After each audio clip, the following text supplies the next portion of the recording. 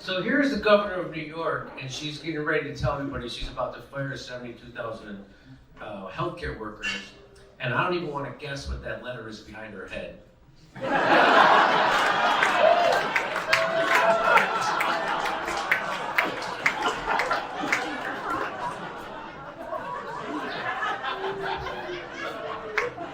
I think it's a T.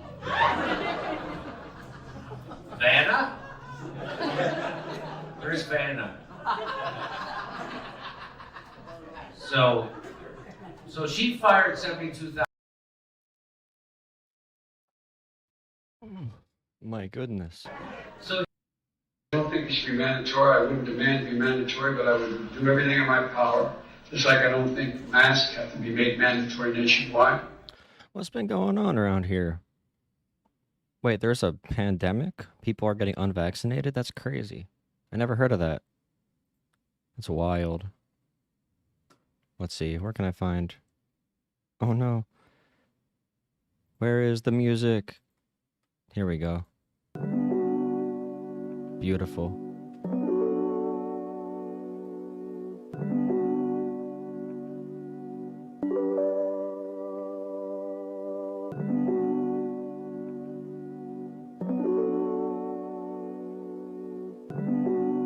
Jimmy Dore. Oh boy, he's my so favorite cute. show. Jimmy's so cute. I love Jimmy Dore.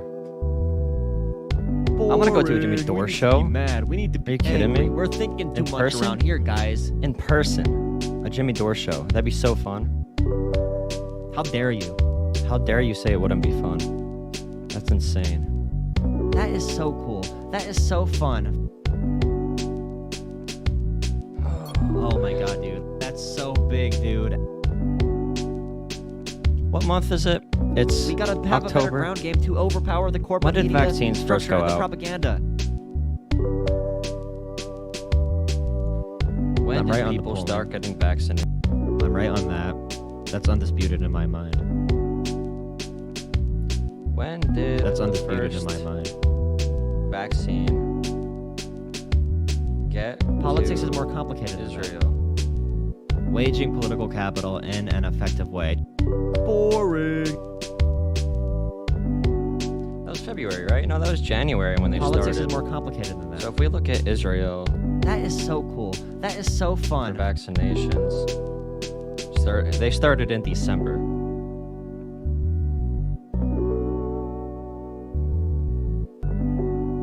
Oh boy, my favorite show.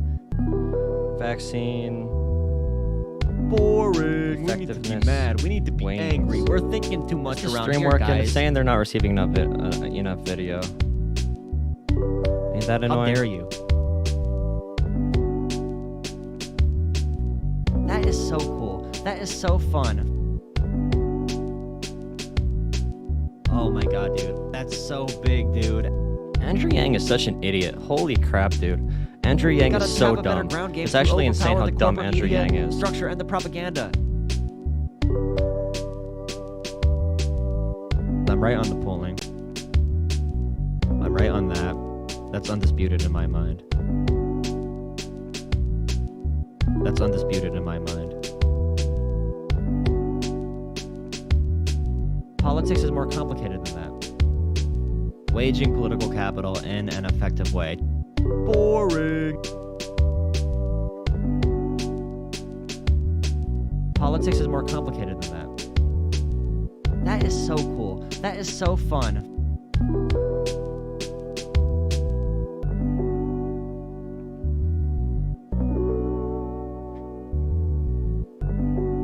All right. Oh boy, my favorite show. Who, out of you 8 people that are watching, who knows what the news is? Who knows what the big clips are nowadays? What's going crazy in the viral? The Twitch? Yeah, Andrew Yang starting a third party called the Forward Party. What a good guy. What a smart guy. Absolute genius we have on our hands here.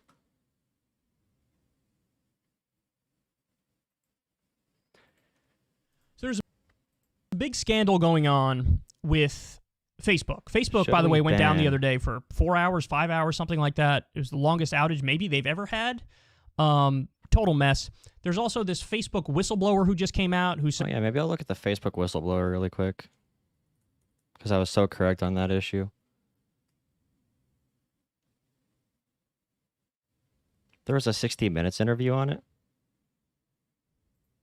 Welcome back. Facebook founder Mark Zuckerberg is responding to a former employee turned whistleblower's allegations. The company has hidden internal research showing its products are potentially dangerous to teens and that it puts profits ahead of people's well-being. Well, yeah, the algorithms they make are engineered to manipulate the human psyche and to understand people better than they understand themselves. And Facebook allows this information to spread through their algorithms because it makes them money. And I've said that many times, but this whistleblower came out and I guess reiterated my points. Zuckerberg writes, "We care deeply about issues like safety, well-being, and mental health." Yeah, sure, they care a lot. I made this point when I talked about disinformation online a couple times. The algorithms are what matters. The way the Dave Chappelle stuff. Can I look at the Dave Chappelle stuff without getting copyrighted? Dave Chappelle. Has Dave Chappelle gone too far? Here's a radio show. This is usually for hip hop.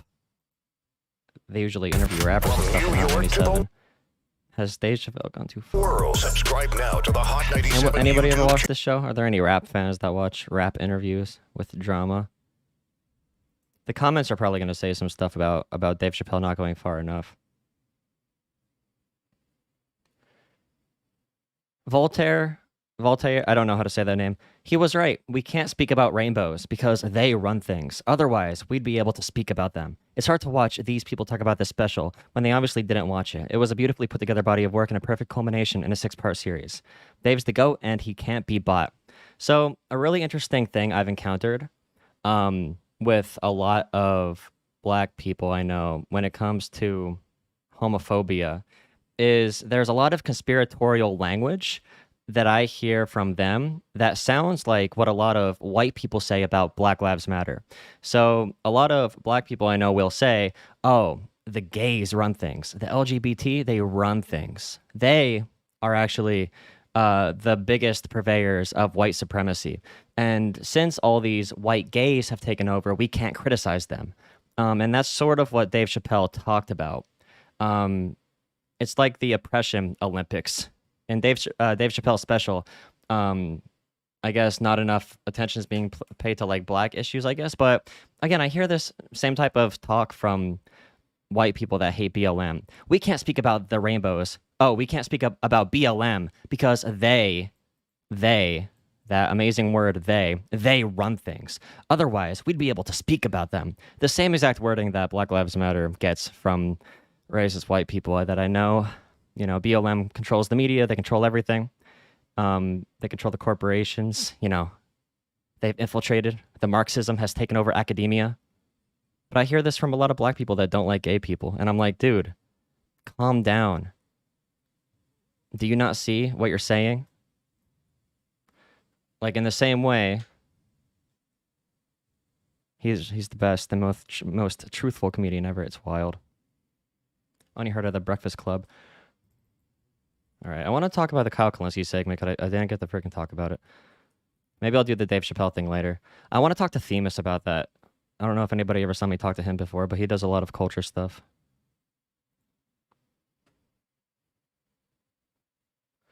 Ooh, Andrew Yang and Tucker is a good one too. I'm going to do that next.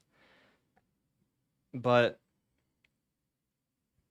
this video right here is big for my channel with the criticisms I have made of Kyle Kulinski. And by the way, those videos will go back up, all the Kyle Kulinski bad videos where we talk about Kyle Kulinski's faulty political analysis. So basically, whenever AOC and Bernie Sanders played nice with a Nancy Pelosi, maybe they were nice to like hosts on MSNBC or The View or whatever, Kyle Kulinski would get mad. Kyle Kulinski wants 100% fight energy all the time, big alpha energy all the time. So if Bernie Sanders was cordial towards the Democratic Party, Kyle Kulinski would get mad. And I would say, Kyle, Stop being an idiot. We need Democratic voters on our side in order to get things done. If AOC can appeal to voters that would typically like Nancy Pelosi, if AOC can get those voters to support progressive policies, then that's how you take the party over. You don't take the party over with a hostile takeover. And this View segment where they defend progressive policies is a product of my thinking. And Kyle Kulinski thinks it's a product of his thinking. I know progressives need to be aggressive in some areas. Progressives have not been aggressive on every area, like literally every area. Kyle Kulinski wants them to be this exact same hostile way, flexing power with every single policy issue. That is not how politics works.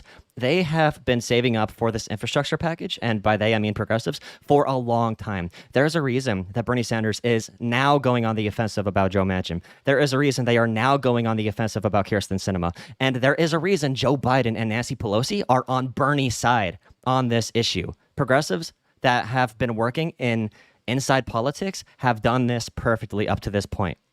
Now, if it doesn't work, if our infrastructure bill with the reconciliation isn't $3.5 trillion, that doesn't mean Kyle Kulinski's strategy would have worked better.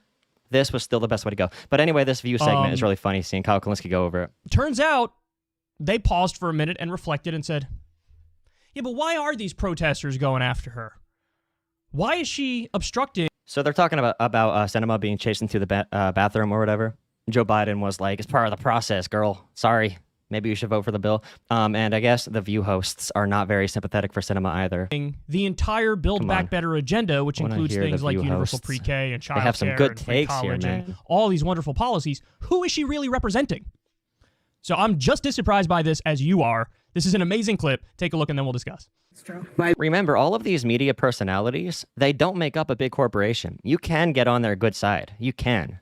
Even if these hosts hate progressives, if they speak terribly about Bernie Sanders or AOC, it doesn't matter. If their audience ends up liking these policies, if their audience, which you know who watches The View, they do support pre-K, universal pre-K, they do support childcare, they do support child tax credits being expanded, they do support these things. If you, I mean, you can get favorable coverage, and that's what AOC has been working on. That's what a lot of progressives have been working on. Be aggressive where it counts. Where for it makes downplaying sense. these confrontations, but I mean, do the American people deserve answers from these? I mean, they have been very vague on why they're standing in the way. You know, Sinema is MIA all over the place. Yeah. She's not around. They call her to have a meeting. They try to get her on the phone. Mm-hmm. She doesn't. She's like a missing person. So this is the only alternative they have. But why are we demonizing moderates? So Republicans and Democrats in the Senate came up with an infrastructure package that I think Why are we demonizing moderates, bro? most Americans can get on board with. Right. It's AOC and the squad in the House that are demanding we have this. Bro, I showed my friend a graph.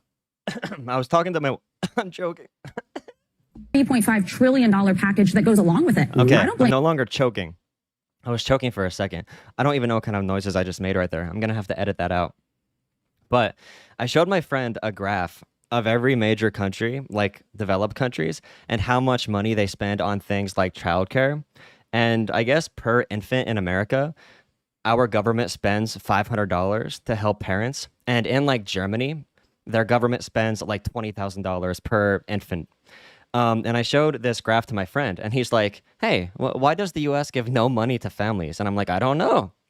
The U.S. doesn't, I don't know why the U.S. doesn't give any money to families. That's what like Bernie wants to do. But apparently if we join Germany in helping our mothers, if we help our families, if we help American families, apparently that's socialism, communism, and Marxism. But I said to him, like, hey, we just want to join the rest of the world. Like, what Bernie wants isn't radical whatsoever. Here's the graph. Like, America isn't really, like, there's a reason we have such a high childhood poverty rate. Or when somebody comes to me and says, what about the gas prices? And I say, something about demand is up for gas. It has to do with oil supply. It doesn't have to do with anything Biden did. But look at this child poverty rate.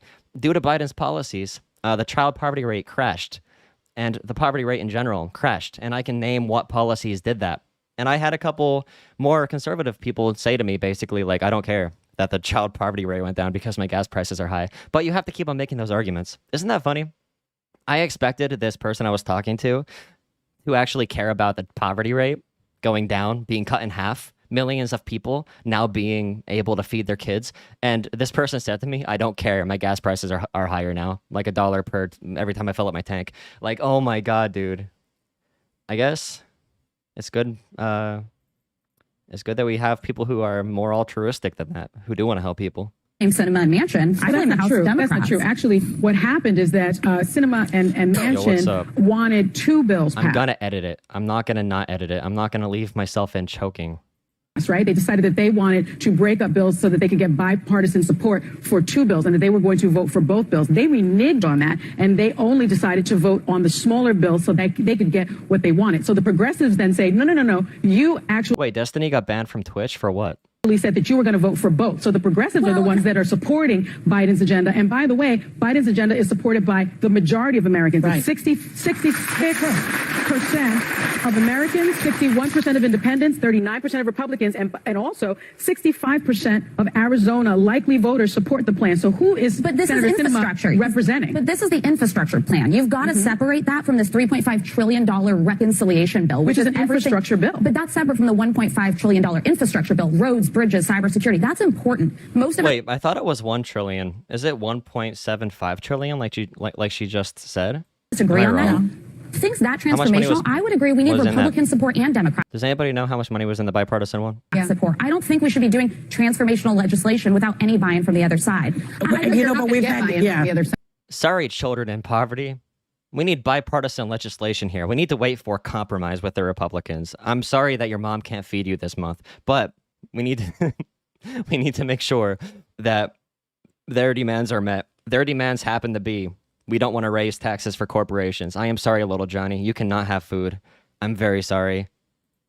Because they decided before they knew what was going on. They were like, before you talk. As Joe Manchin said, we don't want to let you live in an entitlement society. Dude, when Joe, I want to make an entire video on that, but my rant skills aren't there today. When Joe Manchin said that giving poor people food and giving poor children a chance at education and giving mothers free childcare, when he said that would lead to a entitlement society, when he spends his entire life in yachts and his kids got top executive positions in companies in which they are now exploiting people, but his kids got tons of opportunities. They are now millionaires because their daddy is a U.S. senator. And Joe Manchin wants to talk about an entitlement society. No one's more entitled in this freaking country than the kids from rich parents. But we never talk about that kind of entitlement. If entitlement really does make you less successful, then why is every rich kid the most successful? Why does every rich kid have the least amount of college debt? Why does every rich kid end up at the top of society? If entitlements really make you not successful, huh? I wonder. You know, it's the rich culture. Their parents are grind. They have the sigma. Their parents are alphas, and they pick up the alpha energy from their parents. That's why rich kids end up being successful. Yes, that's it. In the Senate back the infrastructure bill. It has nothing to do with generational wealth. Trust me. They knew what was going on. They were like, before you talk, not in the Senate though. Republicans in the Senate backed the infrastructure bill. It's House liberals that are blocking. Yeah, but let's take a look at what the squad wants. Okay, expanded Medicare. We need that. Paid family and medical leave. We need that. I certainly need it. An extended child tax credit to get people out of poverty. Universal pre-K. Why not give all children a leg up, not just kids with money? Tuition-free community college. The country's getting dumber. Send them to college. Man, what an elitist, an elitist way to sell universal college. People are getting dumber. We gotta send them to school. That is the argument you do not want to make. All right, never make that argument. That is such a bad argument. Holy crap, people are just dumb in America. Wait a second. America gives child tax credits to families. That is true, but when it comes to things that are exterior from just giving people money, other countries do that as well. Direct support to poor families with kids. When it comes to things like childcare and pre-K and free school lunches, we don't do that universally in America. So that is something that puts us far, far, far behind the rest of the world. Luckily, we do have programs like CHIP to get kids healthcare, and we have Medicaid and stuff for them at certain state levels, but it depends how different states use those resources. So yes.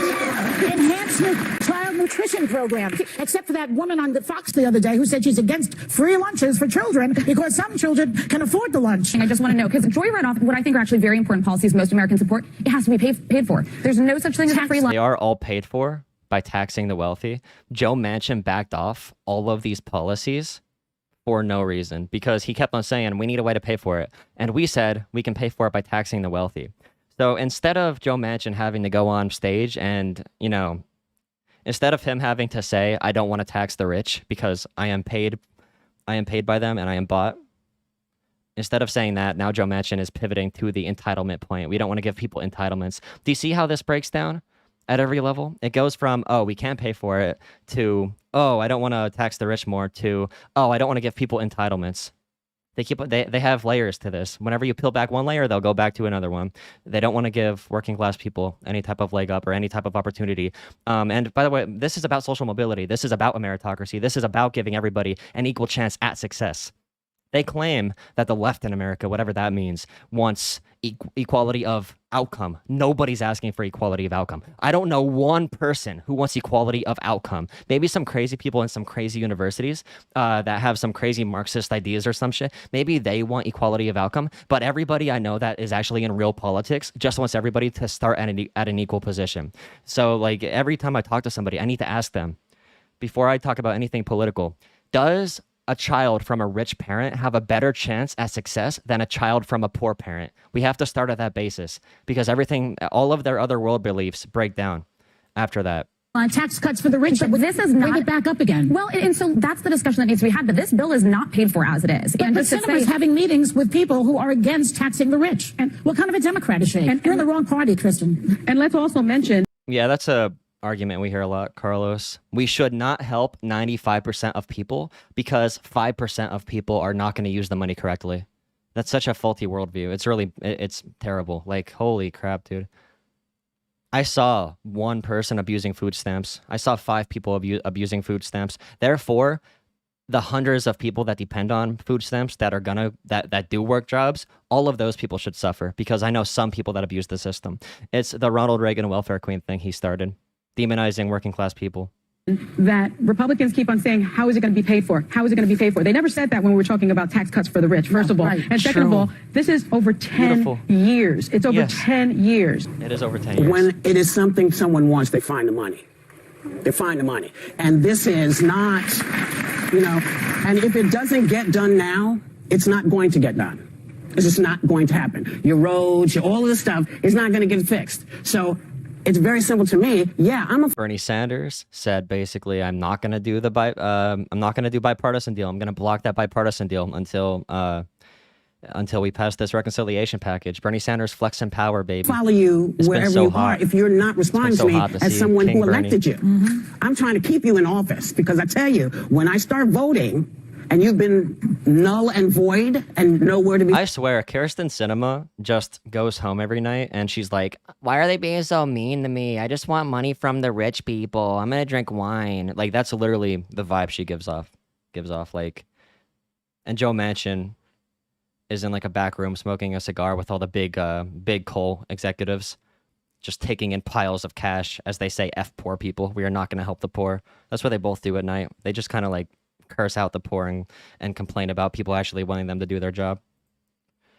You're out, because you're not taking care of business. When you tell me Arizona says, listen, we want this. Yeah, that's a good argument, Bishop. We should have no cops, because some of them are not good. Some cops are not good. Therefore, like, unironically, that's the argument they're making about food stamps. Your job is not to play with Manchin. And all that. Your job is to take care of what we need. Yeah, Kirsten Sinema ran as a progressive, Arizona, didn't she? and what we need, and wherever you are, that's your job. That's why we put you in, because we thought you could do it better. And here you are. Please drop likes on the stream. There are 32 people watching, only 10 likes. Just blocking stuff. What's mind-boggling is that that Manchin's constituents can use all of the things I just listed. Yes. What did I just watch? One big policy point to remember is that one of the biggest capital gains, not capital gains, that means something else, but the biggest influx of capital that rural areas receive is actually from transfer payments from the government. So if you look up what transfer payments are, that is through social programs like Medicaid, like Medicare, things like that. So one of the biggest ways that rural areas, and West Virginia is just like a rural state in general, one of the biggest ways they get money is through transfer payments from the government, Social Security, Medicare, Medicaid, all that stuff, child tax credit. All of these transfer payments make up like more than one third of these economies. So these areas do benefit the most from more robust social welfare spending. It's like the ghost of Kyle Kulinski got into every View host except that one who was still massively cucked and defeated in the argument. What? So let's run through it. I mean, almost every part of this was... The ghost of Kyle Kulinski. The ghost of Kyle... Oh, yes. Was fantastic. That's what we need. First point was, in the discussion about the protesters who followed Kyrsten Sinema into the bathroom to say, you better support this bill, they say, well, Sinema's been MIA. So what do you want that, these Nicholas. people to do? You don't do nothing? Sit there and take it? I mean, Kyrsten Sinema hasn't held a town hall in 3 years. When constituents... Good point to bring up. Remember that one? She hasn't held a town hall in 3 years. Write that down. Call her office, they can't get through to her. It's impossible to get through to her. At the same time, she's going around and doing a cocktail circuit tour of corruption, raising $5,800 a pop from all the corporations who are lined up against this bill. She just took $750,000 from Big Pharma, and then she turned around and opposed lower drug prices. Yes, Kyle, carry me. Something that she Give me the points I supported, need. but I'm ran going to ads remember on. these. Hey, I'm going to DC to lower your drug prices, and now all of a sudden, whoops, totally disagree. But don't look at the $750,000. I was thinking about this too. Kyle Kulinski should be so happy right now. Holy crap. Joe Biden has turned out to be like Kyle Kulinski's dream president. Compared to the last 8 presidents we've had, other than, since FDR, Joe Biden needs to be Kyle Kulinski's favorite president since FDR. Like, holy crap. I want current Kyle Kulinski to debate old Kyle Kulinski on Joe Biden. Like, holy. Dollars I just took moly. from Big Pharma. Even the View hosts are like, really? We're talking about decorum and civility and following somebody into a bathroom? Like, that's the most egregious thing that's ever happened in the world? Guys, don't get it twisted. And I've said this a million times. I'll keep saying it. Especially after Joe Biden just like yanked us out of Afghanistan, too. Like, Kyle Kulinski should love Joe Biden. Holy, like, Is oh the my. tactic itself borderline? Well, absolutely. Nobody wants to get followed in the bathroom, obviously. But when people make the point, like, what if it was your mom, what if it was your sister, what if it was your girlfriend or whatever, that's a terrible point. Because my mom, my sister, and my girlfriend didn't take $750,000 from Big Pharma and kill lower drug prices, which will lead to people dying. Do you understand me? I like that. Understand the words that are coming out of my mouth? People will die because Kyrsten Sinema is corrupt. They will pass away. They will ration their insulin and not make it. They will cut their pills in half and not make it. I'm more outraged at the civility and decorum breach of people dying from high drug prices than I am about people... See, this is a good argument. It's just like Kyle Kulinski only has one mode. I compared him to being like a pickup artist. You ever see like a pickup artist YouTube channel? Like a men's rights activist, when they're like, you have to know the secret to picking up women. They like confidence. They like alpha males. You have to use this approach. I feel like Kyle Kulinski has that approach to politics. It's only like one speed. You got to be an alpha. You got to be big. You got to be strong. This is how you do it. You got to be you got to be a populist. You got to be like FDR, bro. Like it's that easy. If you have confidence, they'll just vote for you. Like if you just yell, they'll vote for you. Like that's Kyle Kulinski's political model. But you see Bernie Sanders shifts. He shifted positions a little. Well, he didn't shift positions, but he shifted energy. Yeah, based Biden. Before, Bernie was kind of playing nice, going through the political process. But now, all the power they have been building up, all the political capital, now Bernie's using it to make these arguments. Now Bernie's going to be going to West Virginia and making these arguments to them. Now Bernie's going to make all the political pressure come down on Joe Manchin. So this should be a time in political history that everybody here pays attention to very attentively, because we don't see this happen very often. When we have such a tight labor market, when we have such a power position for progressives in government in general, this is what it's all about right now. How the political process is unfolding, the pressuring of Sinema and Manchin. We don't like it's really interesting to see how this is unfolding. Somebody tinkle or fart. And if you don't like that, you can go cry about it. So it's not a good point. The substance hearing somebody tinkle or fart. And if you don't like that, you can go cry about somebody it. Tinkle or fart. So it's not a good point. The substance of a protest also matters. Yeah, sure, if some right-winger followed Alexandria Ocasio-Cortez into the bathroom to chastise her for not being pro-war or some shit, then that would be stupid, and I would argue against the substance of the protest. That would never happen, by the way. I've never heard somebody say, like, I'm trying to think. I've never heard somebody who shares different political, or, who has different political views, opposite to AOC, who made genuine criticisms about AOC and her actual policies. It's usually about, like, her being a woman. I hear that a lot. I hear people complaining that she's too friendly with the media.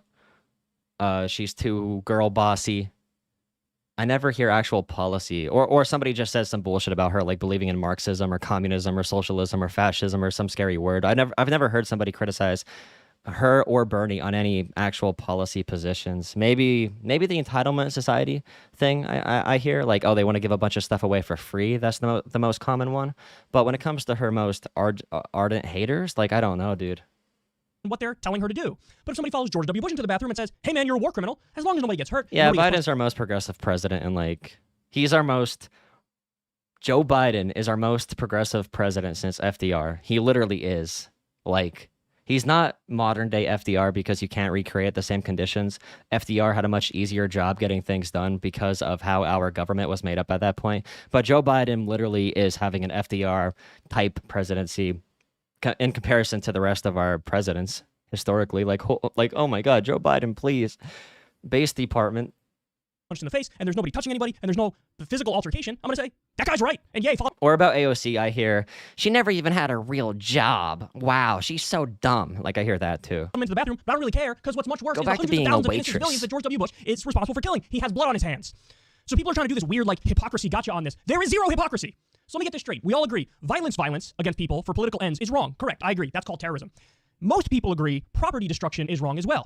So you can't do that either. Okay, so you can't do violence. You can't do property destruction. What's left? What's left is... Yeah, as an actor in a democratic system, if you don't allow democracy to work in any sense, then you have to expect violence to happen. It's your fault too. If you're a politician and you don't listen to people to the point where something bad happens like that on a policy position, if it was a culture war issue, like for example, if the Capitol got stormed after any election because a crazy authoritarian egomaniac lost the election and told his supporters to riot at the Capitol, if that happened, that would not be justified because they're like just serving a cult of personality. But if there's people who are mad enough about real policy, like a child tax credit, if somebody's mad enough about universal childcare to come and harass you as a politician, you are doing something wrong. Culture war issues are different. People care less about policy emotionally. Like, they're not as emotionally invested in policy. But if they get to the point where policy makes them that mad, you gotta adjust how you're governing. But if you're like supporting BLM and there's like a mob of like neo-Nazis outside, that's a little different, of course. But when it comes to policy, oh my God, I want people to care about policy that much that they're protesting that hard at politicians. That doesn't have to do with the social rude issue. And mean and direct and upfront and shame your congresspeople and make them feel uncomfortable until that you force them to represent the people and do their job. People who think being a bartender is not a real job were never a bartender. I was never a bartender, but I've seen what they have to do on their feet all night, the personalities they need to deal with. They're running around trying to get everybody served. Like, it's a lot of hard work, dude. People don't. That's all I that's don't left. know. That's it. They just And now want to people turn around belittle and say, "You can't do that AOC either." though. Fuck off. Fuck off with your civility and decorum nonsense. Okay, they go on to say, and I'm amazed they pointed this out on The View. Remember how terrible The View treated Bernie, and you know how much they were pro-Hillary. So normally they're... I made this point before in my other Kyle Kulinski videos. I don't care how they treat us. I don't care how they treat anybody. If it can't help us pass policies, don't do it. If you're acting off emotions, you are going to lose in politics. You take it on the chin. You say, I don't care. What is pragmatic right now? Who's going to, what plan of action is going to get me more support? If I spend my time cursing out Nancy Pelosi and cursing out The View and cursing out Joe Biden, like if I'm fighting against my own party that I need to work within to pass reconciliation, what am I even doing? I'm not getting any support or political capital to get anything done. Kyle Kulinski never got that before, but they're terrible. But here they say, Manchin and Sinema are the ones who went back on the deal, which is true. Remember, the deal was announced, reconciliation deal. You got the infrastructure package, about $1 trillion. Then you got the $3.5 trillion human infrastructure package, the reconciliation deal. The bills are linked. That was the deal. So now they pull out of it, and some idiots are trying to blame the progressives. They're just sticking to the original deal. They are of their word. Then they cite poll numbers. They bring up the specific provisions, which, by the way, it's a huge problem. Media Matters did a thing on this. Most of the coverage of this bill is solely horse race coverage. Hey, where do the centrist Democrats stand? Where do the progressive Democrats stand? And where do the Republicans stand? And they say, oh, the $3.5 trillion number, and they talk about that number. Very few pieces on this really discuss everything that's in the bill. Because if you do discuss what's in the bill, people love it. There's a new poll that came out the other day. Only like 30 to 35% opposition to this bill in the country. Does he say anything else in Most here? of the media is I not don't know if he says anything else in here that I care about. The point is, Kyle Kulinski. Ooh, no data on the stream. Can people see me? Can you see me and hear me? If you can see me and hear me, drop a like on the stream. It says excellent connection again. All right. I think we're done Well, here shockingly, they're doing it on The View. this. They asked the question, who is Sinema representing? I have the answer. The answer is her donors. they talk about tax cuts for the rich. They weren't paid for. So if you want to pay for this thing, just raise taxes on the rich. 100% correct. They tell Kirsten Sinema, you're in the wrong party. They accurately bring up the bill, even though it's $3.5 trillion, is over 10 years. Over 10 years. So that's way less than we spend on the military, for example. And then it's pointed out, if it's not done now, it's not going to get done.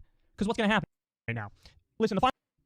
Did you see they might carve out the filibuster to make it that you can do you can raise the debt ceiling with 50 votes? I don't get it at this point. If Democrats are going to keep on carving out the filibuster for certain things, for example, if they're going to do it to like, hey, we can do 50 votes, we can bypass the filibuster for raising the debt ceiling, plus we can bypass the filibuster for lower court appointments, plus we can bypass the filibuster for civil rights issues. If they're going to carve out the filibuster that much, they may as well, at this point, just eliminate the entire filibuster at this point, because what are Republicans going to do when they're in charge again?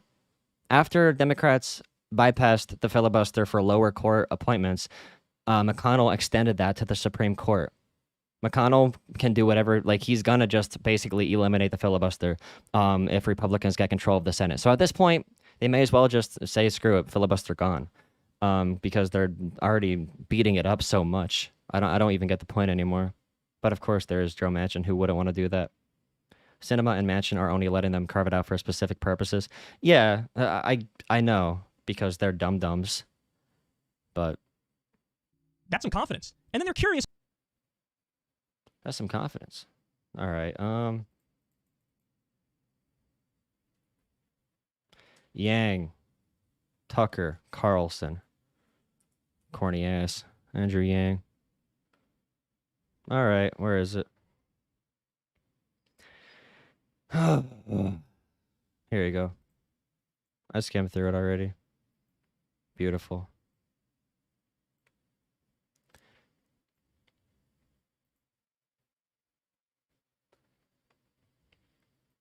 All right, so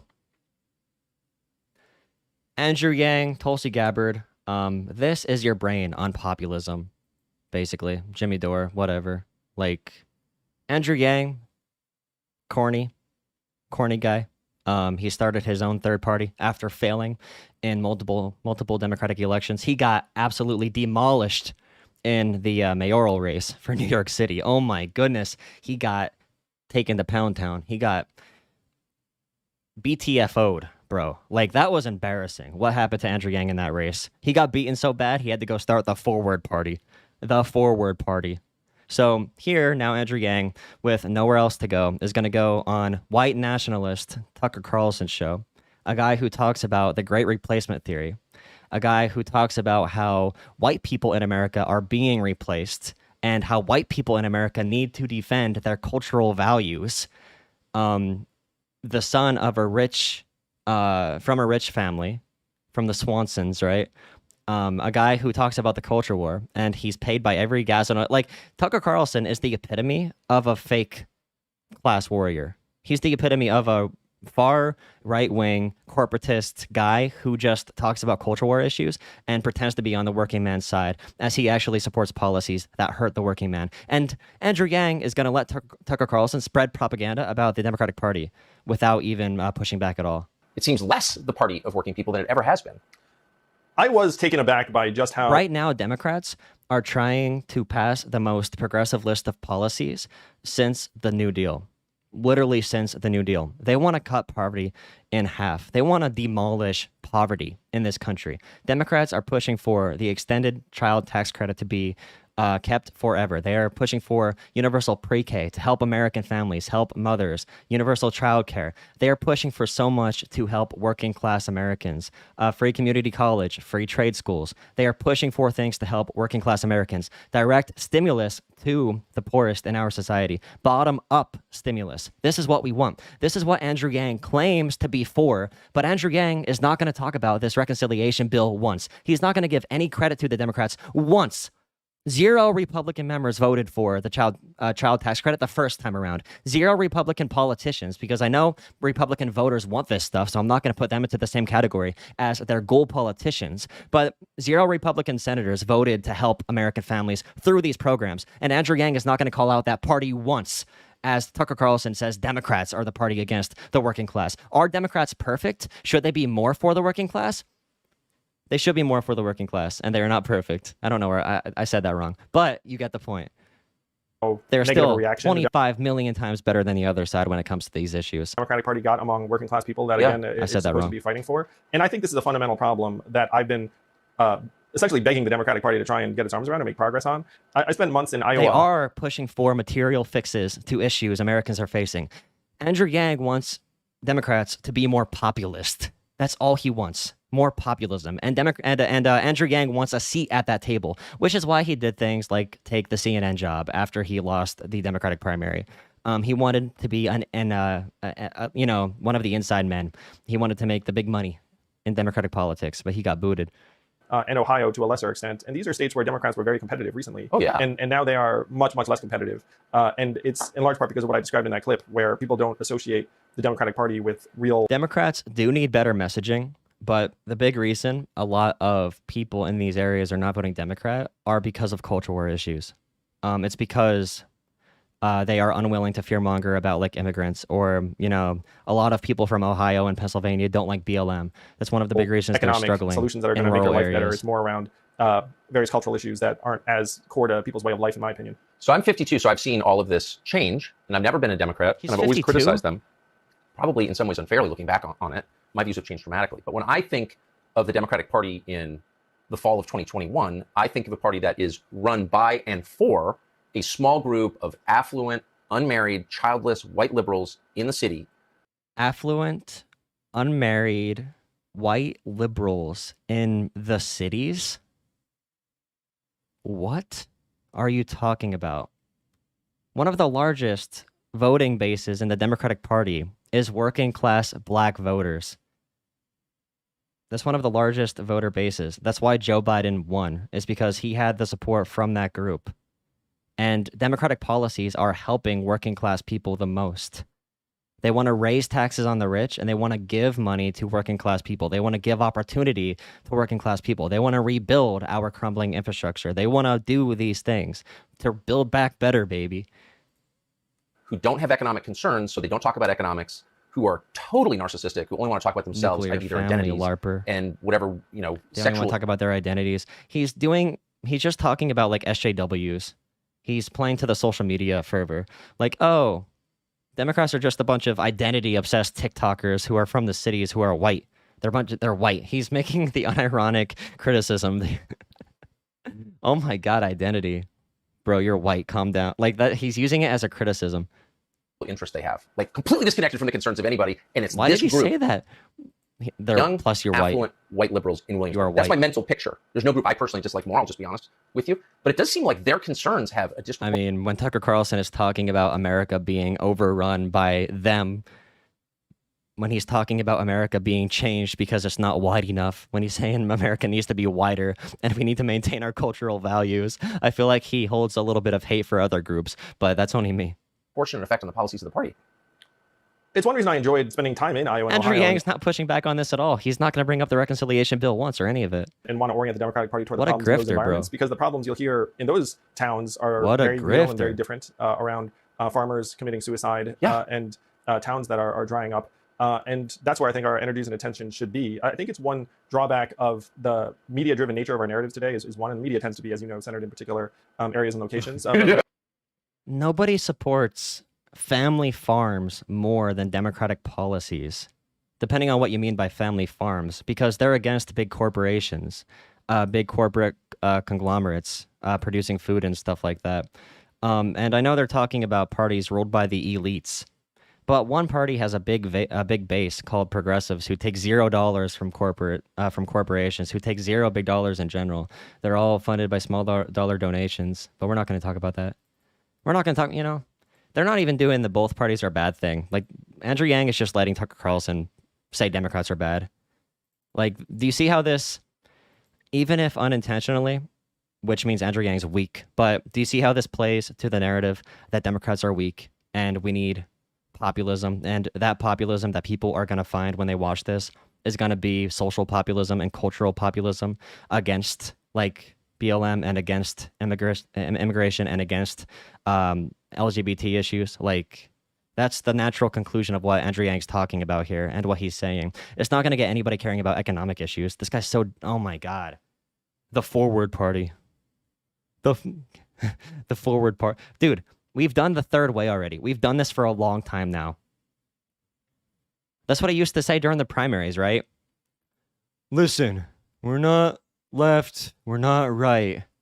Here at the Andrew Yang campaign, we are forward. Like, come on, bro. Calm down.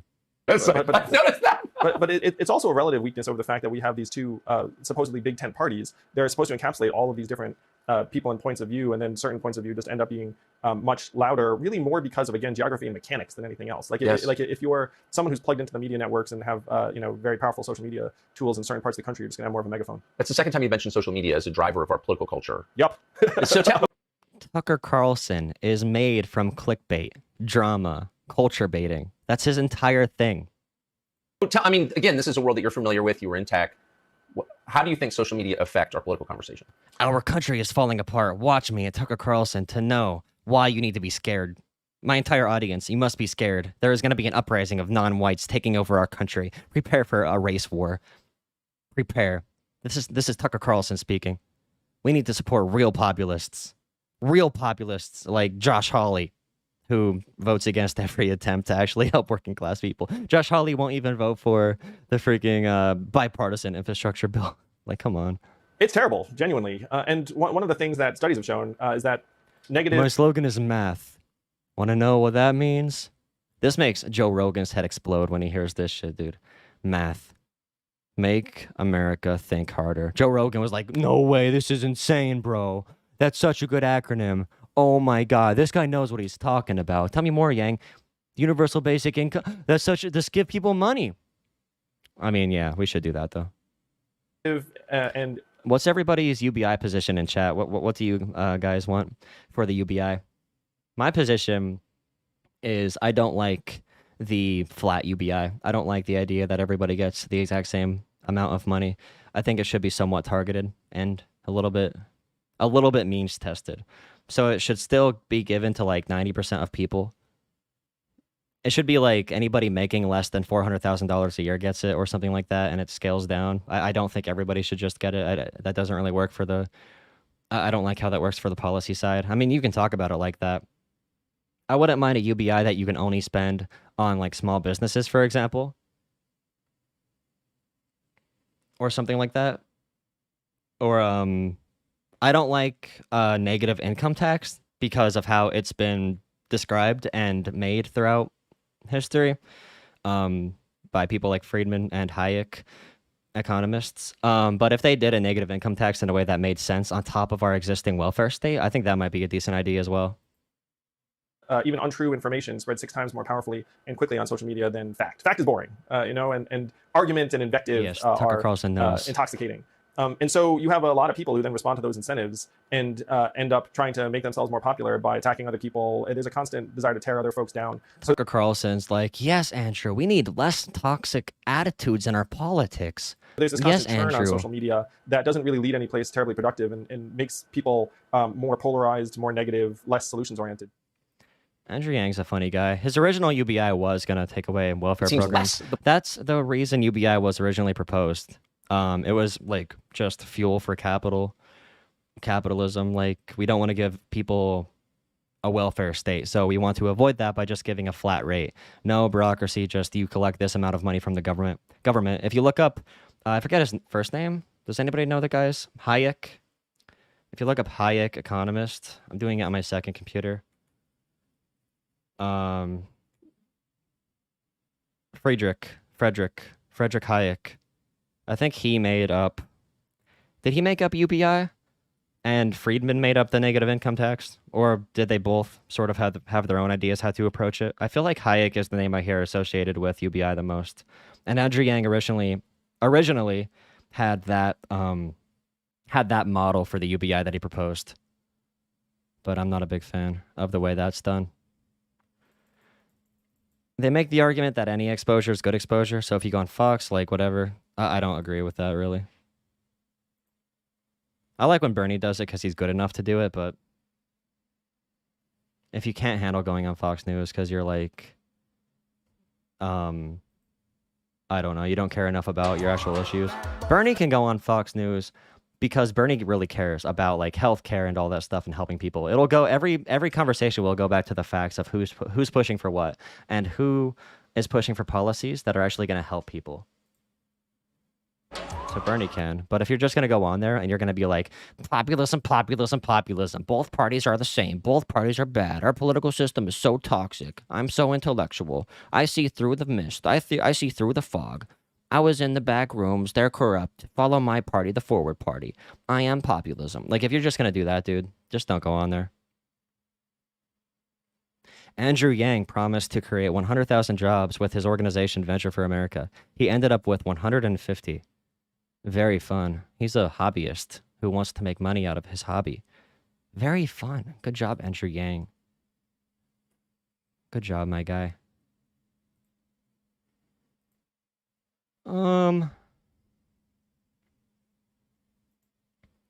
What is this, my...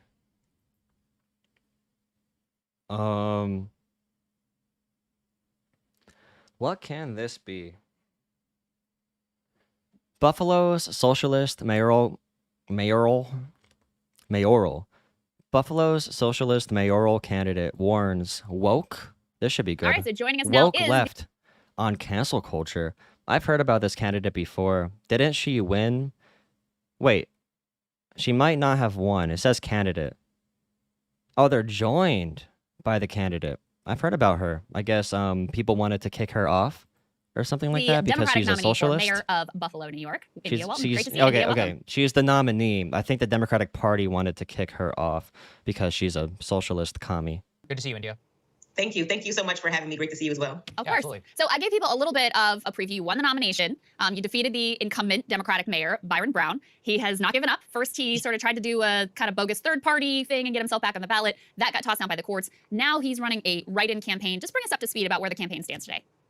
Sure. So we've always run a very vigorous campaign with a robust field game. Even during the primary, when we were pretty much being ignored, we knew that our key to victory was going to be voter contact, talking to everyday folks, working class.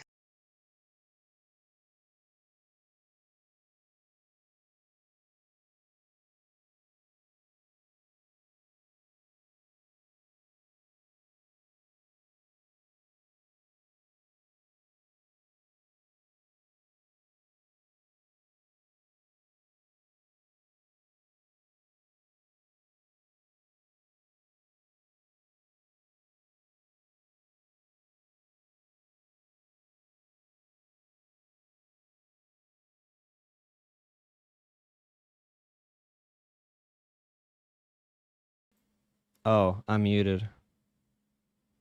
I don't know what else to look at. I had nothing else planned. I really don't know. I have stuff planned for other days, but yeah, I love being muted. I love not being heard.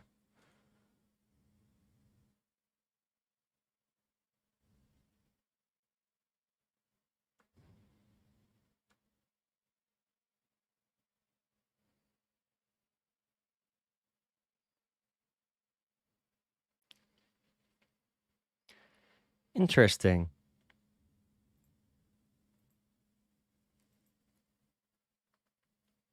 PragerU, the difference between a democracy and a republic. Close of the Constitutional Very Convention in interesting. Philadelphia in 1787.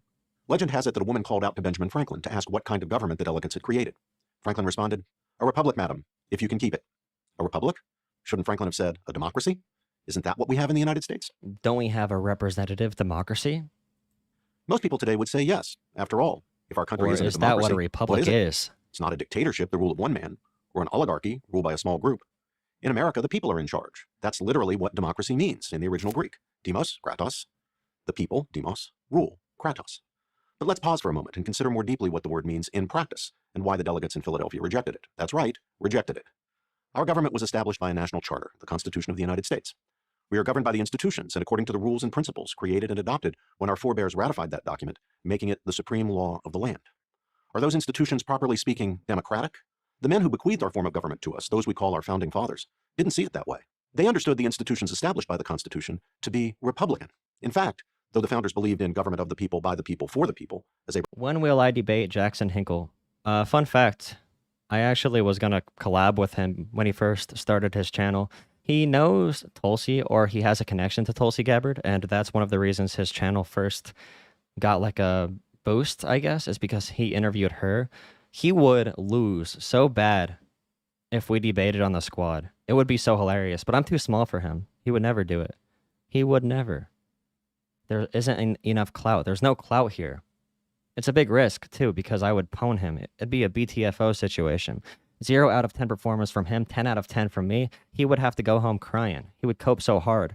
And you could tell him that, but he won't do it because I'm too small for him.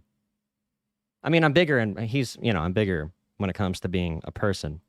But online, the numbers he has are higher because he does really soulless, populist content that makes no actual points, and he clout mines. He's the worst kind of content creator. Abraham Lincoln put it in the Gettysburg Address. I'm trying to learn about America's republic, okay? I'm trying to figure out what PragerU is trying to tell me here. In pure or unrestricted democracy. I don't believe in pure or unrestricted democracy. I think a representative democracy does make sense. But the issue is, one of their big things is they don't want democratic principles whatsoever. I think democratic principles should influence how our representatives act. Right now in America, a vast majority of people are pro a bigger welfare state. They are pro the Democratic Party. Joe Biden won by like 7 million votes, which is insane. But the only reason Trump is close is because of the way the Electoral College is done. Their big argument is we should keep like the Electoral College. We should make sure things are super far against the people so that we do not have a tyranny of the majority. That's what they always fearmonger about. Tyranny of the majority. If you have any majority, you could do anything you want in a democracy. What's happening right now is a tyranny of the minority. In order for the majority to get anything done, so in order for popular policies to get done, Democrats can not only win throughout our country, Democrats need to win by millions of votes. If Democrats only win elections, they can't get things done. The 50 Democratic senators have 40 million more voters behind them than the 50 Republican senators. So Democrats got to dominate in order to get things done, like the child tax credit, like lessening child poverty, like helping working class families. In order to do that, we need to really, really win. But I'm pretty sure PragerU wants to keep our current system in place that is very anti-democratic, and it's even anti a representative democracy, which I'm for. I'm not for direct democracy. I don't think direct democracy works. I don't want people voting on every single issue. We need to have some institutional power. We do need to have things in place at the top in an organized way that people shouldn't have to be worried about. It's not that everybody, I guess people aren't really equipped to be involved deeply in government, but people shouldn't have to be experts on government for their government to work effectively. But it's interesting. The democracy, strictly speaking, contained within it the stifling of civil liberty, the trampling by majorities of the rights of minorities. To put it more just said that. Pure democracy frightened them. So while they built into the Constitution significant democratic elements, they also built in non-democratic features to protect liberty and prevent tyranny. It wasn't simply that they favored representative government over direct democracy. The idea that a majority inherently means liberties are going to be taken away is so dumb. Holy crap, dude. I hate that argument. Ever since democracy in America came out. Though they did. It's that they rejected the idea that the majority wins was by definition the just outcome. Indeed, in what is perhaps the most famous of the 85 Federalist Papers, the minority Federalist wins. 10, James Madison, precisely in distinguishing a democracy, which he did not favor, who should have more votes? Who should have more votes? Because the system they want currently gives a lot more political power to white rural people that they don't use, for example. But people in cities, which cities are very diverse, they have less of a vote. Their vote counts less because of how our system is organized. If you live in California, your vote matters a lot less than somebody who lives in West Virginia or Montana. Your vote per person matters less. Which he did, noted that a crucial advantage of republicanism is to refine the public views by passing them through the medium of a chosen body of citizens whose wisdom may best discern the true interests of the country. But if you're going to pass these ideas through the body of the citizenry, the medium of a chosen body of citizens whose wisdom may best... A chosen body of citizens? The chosen body? What are they trying to get to here, all right?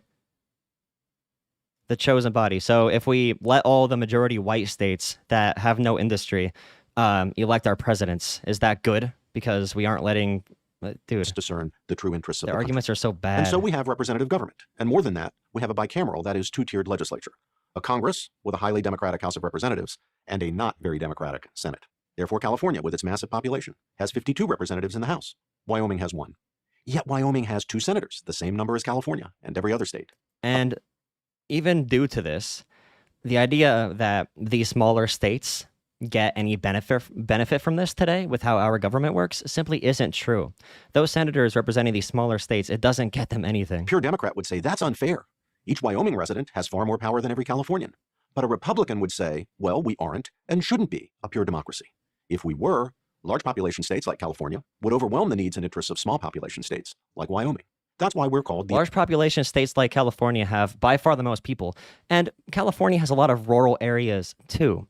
The idea that if, for example, Pennsylvania ruled the entire country, the idea that the interests of people in these small red states would be neglected simply is false, because a large part of Pennsylvania is red. It is rural areas. More rural legislation is going to be passed in Pennsylvania than in Montana, because there are more people living here, and because, like, the United States of America. This Each just state has doesn't its play own out in separate practice. identity, This holds makes its me own so separate mad. elections, just as we don't want their own separate identity. Yeah, one person or small group yeah, of maybe people in 1802, baby. dominate our government. We don't want one I state or a hate few this. states to dominate our government. A republic is a way of diffusing power, and a brilliant one at that. We I see want them to name one policy. something similar in the Constitution's Please procedures. show me one thing that was positive that came as a result of this current thing. But their positive is basically nothing being done to help people. So I want to hear their one good thing that came as a result of this current system. for choosing a president. An obvious possibility would have been by a national popular vote. The founders wisely decided against this option. Rather, they created an electoral college to protect the interests of the less populous states. Even today, their decision makes sense. Dude, I want to move to. We should get thousands of Democrats to move to the lowest populated state in America and just dominate it. Just take them all over. That's what we need to do. That would be the real. Is that illegal if we did that? What if I was the only person living in Guam and Guam was a state?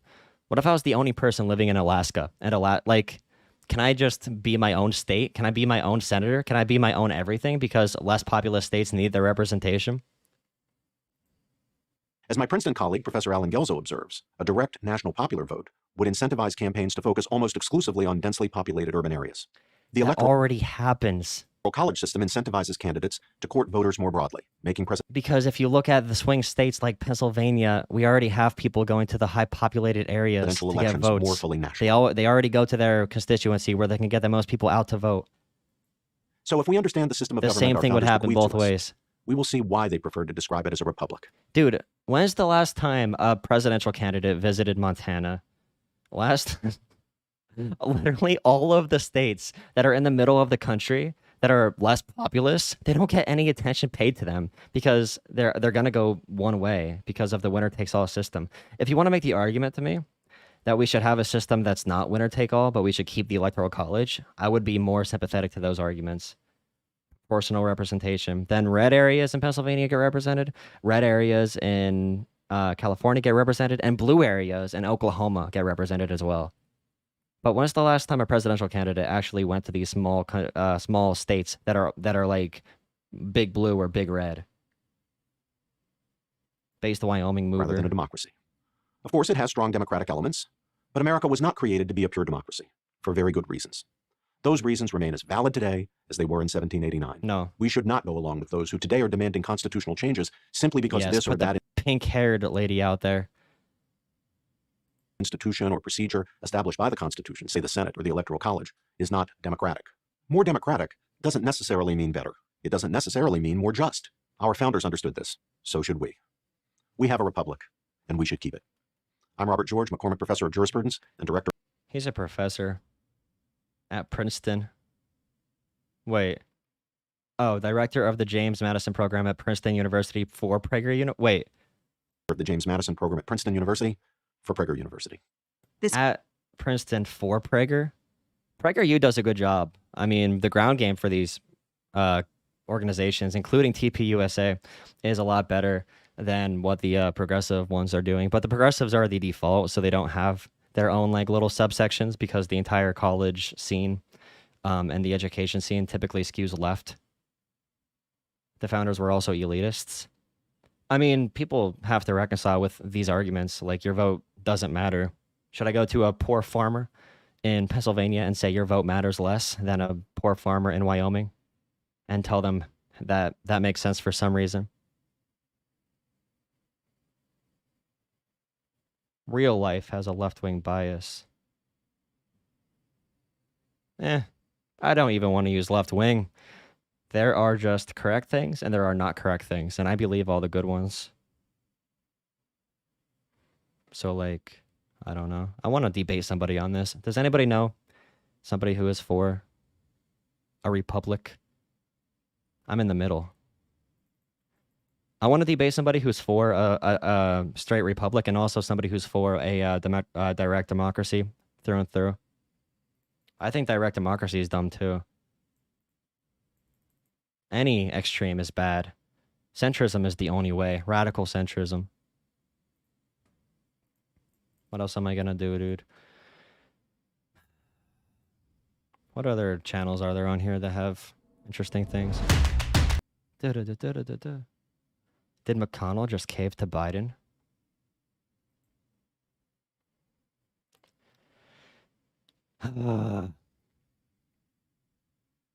He's pro-electoral college. What are the arguments?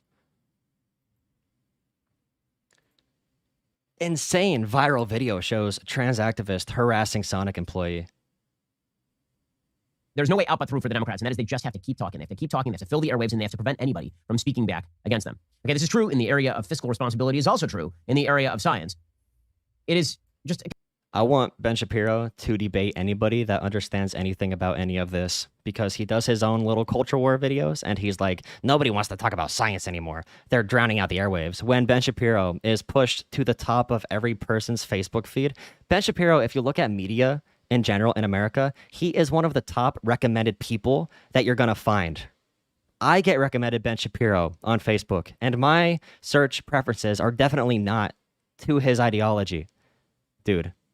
Big tech and media helps push Ben Shapiro. There is a reason he's this big. Partly because he does crazy culture war videos like this. Continuing, incredible thing to me, how the scientific establishment has been completely perverted by a desire for social justice nonsense. It's insane. So yesterday, there was a meme that was going around. It wasn't even a meme. It was a thing from Healthline, right? Healthline is a medical website. And here's what Healthline is now saying. Is under parenthood at pregnancy. I was going to bring this up. I was just thinking about this because Joe Rogan put it up. Joe Rogan put up on his Instagram, like, nothing makes sense anymore. Men can't get pregnant. Get pregnant? And, you know, to be very, very fair, and this is something people on the left that are very, very, very pro-trans issues need to be more good with. If somebody hears the statement, men can get pregnant, this isn't, you know, the Fairly Odd Parents or whatever, the Fairly Odd Parents, people don't think that's a normal thing. That is very deep to 99% of people. The idea that men can get pregnant, not everybody understands super complex gender theory or whatever. To a lot of people, that is a very weird statement. Men can get pregnant. And we have to understand that. Real life isn't Twitter. Many people can be moved on this issue, but if you're too radical for them, and if you approach them as if they are hateful, transphobic people, then you're going to lose them. So when somebody hears, can men get pregnant, and they're very confused about it, be very nice about it. Try to talk them through as best as you can. This is what gender is. This is why they say gender is fluid. This is why all of this stuff is how it is. You can't just say, like, you're transphobic, you're a bigot. That's going to lose us support for civil rights if we approach situations like that. Is it possible? Yes, according to Healthline. It's possible for men to become pregnant and give birth to children of their own. In fact, it's probably a lot more common than you might think. In order to explain, we'll need to break down some common misconceptions about how we understand the term man. No, we don't. You mean the misconception that's been held by all of humanity since the dawn of time? Because human species is a sexually dichotomous species? That is the basis for all human reproduction? Gender and sex are different. Ben Shapiro knows this already. You don't come out of the womb wearing blue as a boy. In fact, weren't the colors before for little boys and girls flip-flopped. So like boys were raised wearing pink and girls were raised wearing blue. Gender norms don't come with your biology. Some of it is influenced by biology, but it doesn't come out that way. Sex and gender are very, very detached.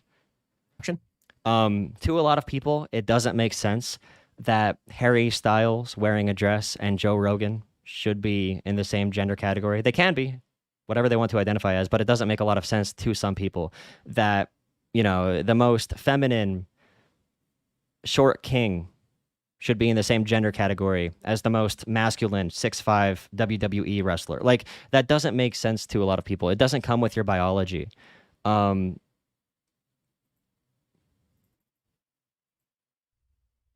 mean, if men can get pregnant, I will say that the birthing process via the... Well, Ben Shapiro had his debate with Anna Kasparian, but she kept it more of a populist conversation with economic issues. She was in a really hostile environment with like thousands of people who disagree with her.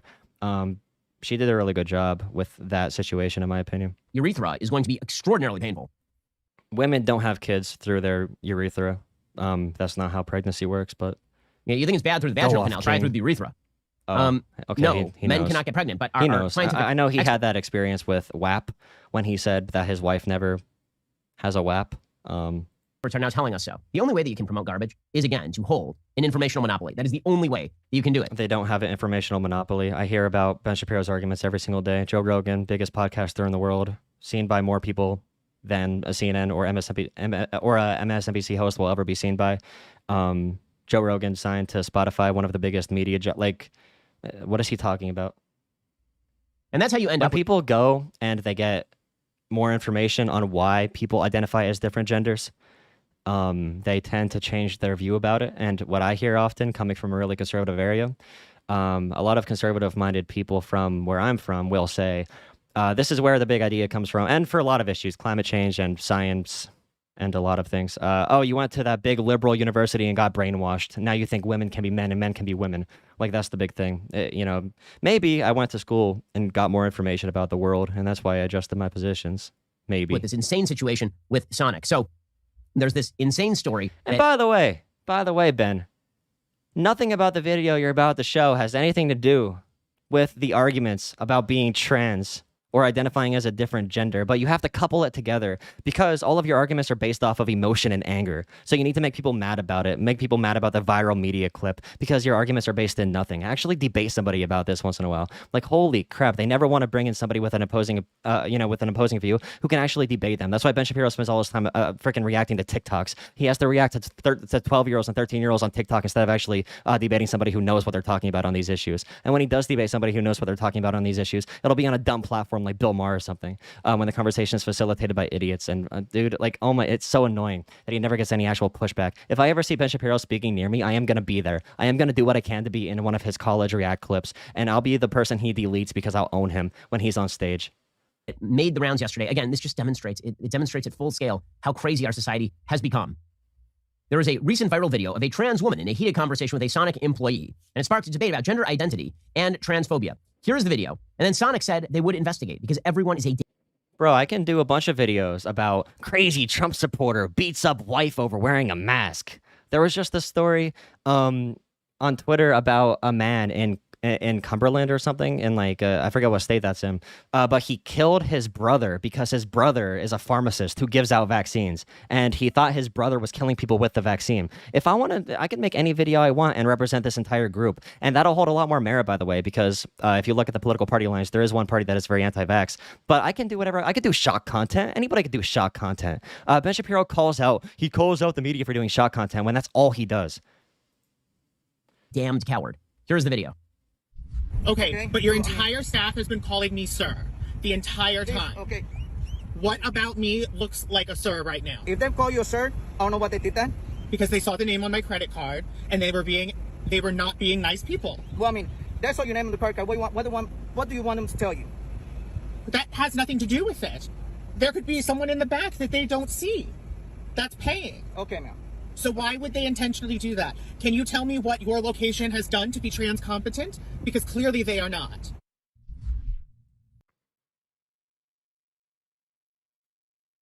Is that all? Is that the entire clip? I mean, I guess if you get misgendered, the best way to go about it is to say, hey, please don't misgender me. I prefer these pronouns. I don't think pulling out your phone and recording the worker making $10 an hour is the correct thing to do, but is this the only thing Ben Shapiro is going to show? Is this the insane content we need to be mad about?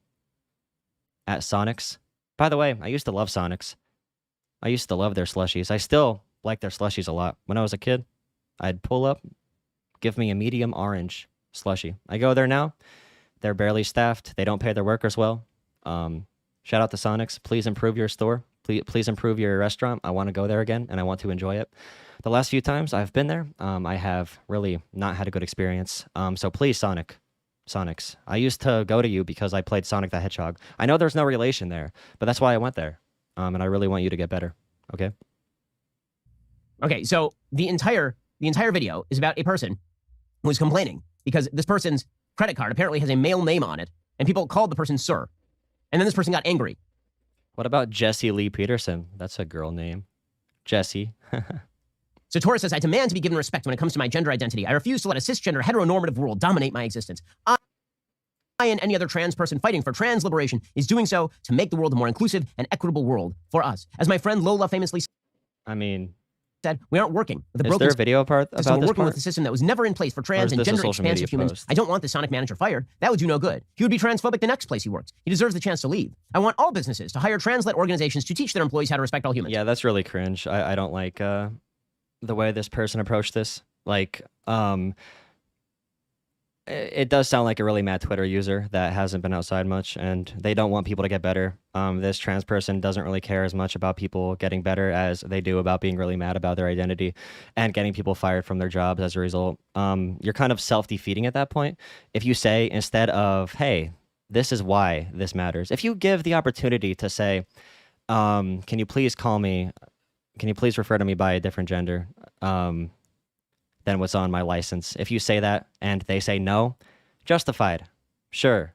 But if you don't say that and you just go, you heteronormative cis society, the cis society is going to make me, the academic terms, big wordy statement, well, white privilege. Like, if you're going to be using all these big inflammatory words and you're going to be saying like, oh, I don't care if this person gets fired, they're going to be transphobic the next place they go, they are irredeemable. That's not how people operate. You have to be able just to say, hey, please don't do that. Move on. Please. So Sonic immediately looked into this and started thinking about whether they ought to fire. No, I've gone to Sonic. Well, do I tip at Sonic's? At a fast food place? Are you supposed to? No, I've gone to different Sonics, and they've all let me down lately. This person. For the great crime of pointing out that perhaps the employees were terming this person sir because the person's credit card had a male name on it. I mean, it's unbelievable.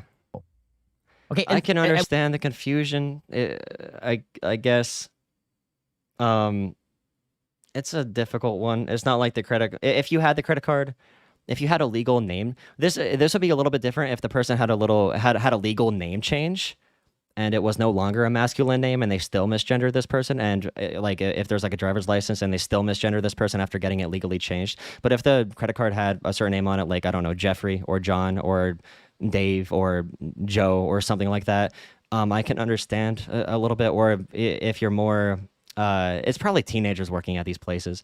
That guy didn't seem very ready to deal with any public pressure at that point, getting recorded at Sonic's. But it's probably kids working at these places. Somebody probably saw the credit card, said, sir. Maybe, it had to be face to face. It couldn't be on the speaker, right? Because if the credit card was handed, yeah, I don't know.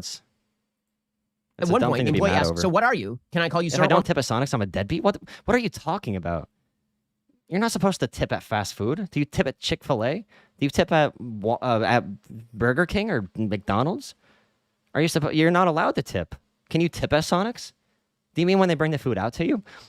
Are you even allowed to do that? Is that a company policy? I didn't think you could. Or ma'am. And Torres says, yeah, is this all Ben does? He gets people mad? Yeah. Assume he does looking at me. Other content. And the Sonic employee answers, I assume you're a man. And that's when Torres turned the camera to face himself, displaying pink lipstick, long hair, and cat eye frames, and said, thank you, whatever, and drove away. Okay, well, if you ask somebody whether they appear to be a man or a woman, and then they give you an honest answer, that is not transphobia if you are a man. I'm sorry, it isn't. You're a biological man. But again, the only way that you can promote this sort of crap, and then you can do it to corporations, and then you can do it to the entire society, is by essentially monopolizing the conversation. I keep focusing on that because it's so important. The monopoly on the conversation is everything to the left. If they lose the monopoly That isn't true. That isn't happening. Even if you don't agree with my position on this video, if you're somebody who disagrees, if you're somebody that I know personally who, because I know people that watch my videos that disagree with me, like this monopoly on information simply doesn't exist. Fox News is one of the highest rated television channels of all time.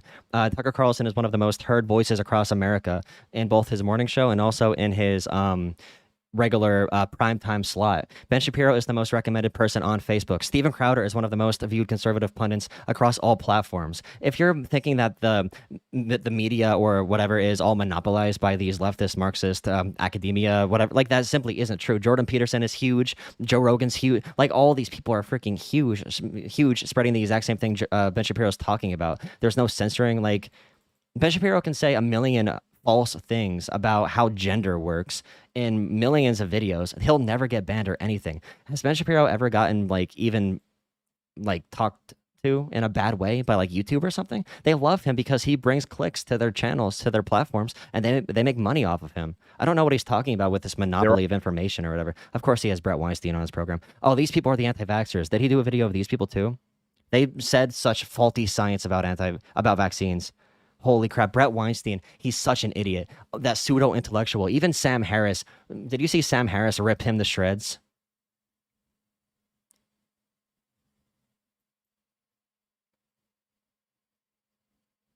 You're a very right-wing guy. Trust me. True conservatives do not like Ben Shapiro. You know what? You come in here a lot and you say that. I don't know. I don't know. Yeah, I don't know what you're, I don't know. I think you're lying to me. What other channels are there that I can make videos of? Help me. Is there any hot Destiny tags that always gets views? Tipping is an option at Sonic's.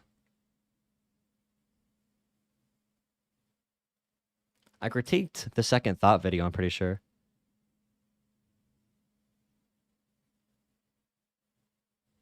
Shapiro is a right-wing. Quit trolling, bro.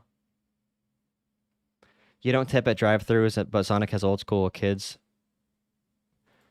No, that's why I used to like Sonic's, because I thought it was cool that they rollerbladed out. But I didn't know if you could tip them or not. I know you don't tip anybody at a drive-thru, but if they rollerblade out to you, are you allowed to tip them? I just don't know. I assumed if they had the skill set, I mean, growing up, I assumed if they had the skill set to rollerblade your food out to you, I thought they'd get paid more. But now I know more about how that works. That isn't necessarily true. Is it true? Do they get paid more if they rollerblade? They should. That's some extra skill right there. Is that a job requirement, or is that like an extra thing? Hey, we pay you $7 an hour, but if you can rollerblade the food out there, guess what? We'll throw you an extra 20 cents. Teenage high school kids, thank you for working here and giving our company huge profits. We really respect the grind. The Hodge twins. What's my take on Brett Weinstein? I think he's a pseudo-intellectual. I like Sam Harris a lot more than I like Brett. I think Sam Harris has some decent points. Did the Hodge twins do anything? Oh, did Michael Knowles react? Wait, I could do this. Michael Knowles reacted to Tom McDonald. That's always a fun one. By the way, thank you all for watching. Oh, what is this, dude? Great civilizations. I heard about this statement by Bill Gates. If anybody knows anything about this, please let me know so I can get more information on it. I looked it up a little bit, but they're all freaking out about statements that Bill Gates made a little bit ago about population control. Yesterday on Twitter, there was a trending headline. You know, Twitter has trending headlines on the sidebar. It said, quote, oh, does Bill Twitter Gates have trending headlines, Michael? Really? Wow. Interesting. Thank you. Healthcare and vaccines could reduce unsustainable population growth in a 2010 TED Talk, fact checkers say. So I looked at that, I said, wait a second. You're not saying this is a crazy kooky conspiracy that Bill Gates said that vaccines could reduce the population and population.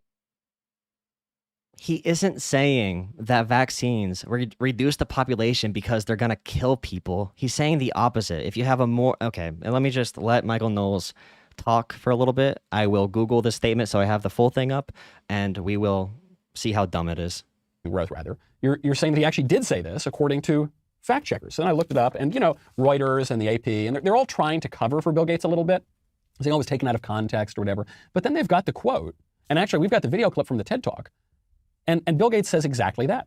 Somehow we have to make changes that will bring that down to zero. This equation has 4 factors, a little bit of multiplication. So you've got a thing on the left, CO2, that you want to get to zero, and that's going to be based on the number of people, the services each person's using on average, the energy on average for each service, and the CO2 being put out per unit of energy. So let's look at each one of these and see how we can get this down to zero. Probably one of these numbers is going to have to get pretty near to zero. That's back from high school algebra. But let's take a look. First, we've got population. The world today has 6.8 billion people. That's headed up to about 9 billion. Now, if we do a really great job on new vaccines, healthcare, reproductive health services, we could lower that by perhaps 10 or 15%. Hold up. What? So you've got all these different factors, the people and the service. First off, why would he ever say that about vaccines if he wants people to take them at a TED Talk? He didn't slip. It wasn't a freaking Freudian slip. Because they're using and then this and then that. So you got to bring one of these numbers down to zero. You want to bring population? That doesn't sound good. Okay, and how are we going to reduce the population? Well, if we do a really good job on healthcare, by healthcare I think he means abortion. It's pretty clear, or contraception or something. At the very least, contraception. And if we do a really, really good job on reproductive services, that's just another dishonest euphemism to mean abortion. Okay, reproductive's okay if you bring that. And if we do a really good job on vaccines, then we can bring that number down. Wait, what? I thought vaccines are supposed to improve health. I thought vaccines were supposed to allow... If you have a more industrial society, if you have a more advanced society, population growth slows down generally. And I'm trying to look up any exterior point that Bill Gates could have been making, but it seems like he was just saying if we can make more of the world first world, then we will have less population in general. He's not going to kill people. But for example, in America, the richer you get, the less children you have. More people to live longer. I'm trying to figure out what they're saying. You do a good job on vaccines, and that's going to. He's doing some mental gymnastics right here to make it sound like Bill Gates really wants people to die from vaccines. And even without any of the conspiratorial stuff, at this point in the pandemic, after billions of shots have gone out, you should know, like, if you're in a room full of 90 people and like 80 of them are vaccinated and none of them have had any serious health issues, but you know people personally who have died from COVID, and you still think vaccines are the dangerous thing because of your expert Facebook. One big thing about the conspiracy theorists that I do know is it's all operated off of the Dunning-Kruger effect. People learn a little bit of information about the world, and they think they uncovered it all. This is the Joe Rogan effect as well. Like, I got a little bit of information about this. I am a genius. I found out, and everybody's heard this before. I was on Facebook, and I found out all of the world scientists are incorrect. All of the doctors are incorrect. I followed the links. I saw the links. I saw the social media recommendations on Facebook. By the way, Facebook is corrupt, and Facebook is also spreading disinformation. But I was on Facebook and I saw a link that led to right-wing watch. Oh wait, no, that's actually a good thing. Right-wing redpride.net, pro-confederate.net, and they said the vaccines are killing people, and I figured it out. And these people have an ego complex. They're so confident. They're so damn confident, bro. So confidently misinformed. It's so difficult to break that. Human population down, or at least the growth of the human population down. Well, huh? I'm not venturing a guess as to what he meant here. I don't know. Maybe he just misspoke. Maybe he didn't misspeak. The one thing we do know about Bill Gates, though, is that he has been obsessed with reducing the number of people who are born for decades now. He's talking about it here, but he's given many, many interviews on this topic. It's been a weird hobby horse of the anti-human left for decades, well over a century. None of this is true. Literally, none of this is true. Bill Gates never said anything about people dying. In the 70s, that the human population was going to increase. He said nothing about population control. It was going to lead to widespread famine. We had to encourage people to have abortions and to stop having children and to use contraception. And we might even need to coerce people to do that. Paul Ehrlich, a scientist at Stanford, said that. And then what happened? Between the time that book was published and today, the world population doubled. And what happened then? Malnutrition dropped. It's at an all-time low. People are fatter and better fed than ever before. The predictions were just totally wrong. But this is a weird obsession with just reducing the number of people who exist. This is why we don't trust these people. Bill Gates is considered one of the, or at least by the ruling class, probably not by most people, but by the ruling class. Okay, one of the big reasons that development can help in like third world countries when it comes to how many kids people have is because if you have, first off, like I said before, people in richer societies have less children. The entire globe is expected to sort of flatten out. It grows like a logarithm. So it grows like exponentially at first, then it starts to hit a carrying capacity. So no matter what, we are going to have sort of a carrying capacity globally for how many people are going to be on the earth. But in these societies as well, the child mortality rate is very high. So a lot of people have a lot more kids. Less people make it to adulthood. Less people have access to health services and reproductive health services as well. That also includes contraception. Bill Gates isn't advocating for making everybody like have abortions or whatever. It means getting birth control to these areas of the world for also less disease spread and also less pregnancies. So it means a lot of things that are not nefarious whatsoever. If you really care about billionaires having too much power in our society, then vote for a progressive that wants to take power away from the richest and who wants to give it back to people. You can't vote for super right corporate funded politicians and then complain about the entire world being ran by corporations and billionaires. If you are not for taxing the highest earners more, you cannot be so scared about them having control of everything. Class, he's considered one of the great philanthropists of our age, one of the great geniuses, because he sold a lot of computers in the 90s, you see. And so that's why he should opine about how the world should be run. Bill Gates, this great guy. Your best friend of 27 years died last month. He was a 44-year-old anti-vaxxer. I got my second vax shot last week. I'm not going to go down like that. He had 2 10-year-old girls. That's terrible. Will I talk to Rose Wrist or Econoboy? Economics? Econoboy? Econoboy? Yes. Someday. About what? I don't even know. About what? Gotta love the buzzwords he casually throws in. Yes, Bill Gates wants to kill us with the vaccines and... The reason that we don't trust him, he became an expert somehow on vaccines. Remember during COVID, he was like the vaccine expert. Why? I have the same epidemiology degree that Bill Gates does. Why was he the expert? Why don't, I'll reverse the question. Why don't people trust Bill Gates? It's not just because he doesn't have a degree. It's not just because he's ignorant on this topic. It's because he and his ilk have a vision of the world that is stupid and evil. Now, I'm not calling him evil. He might just be kind of stupid.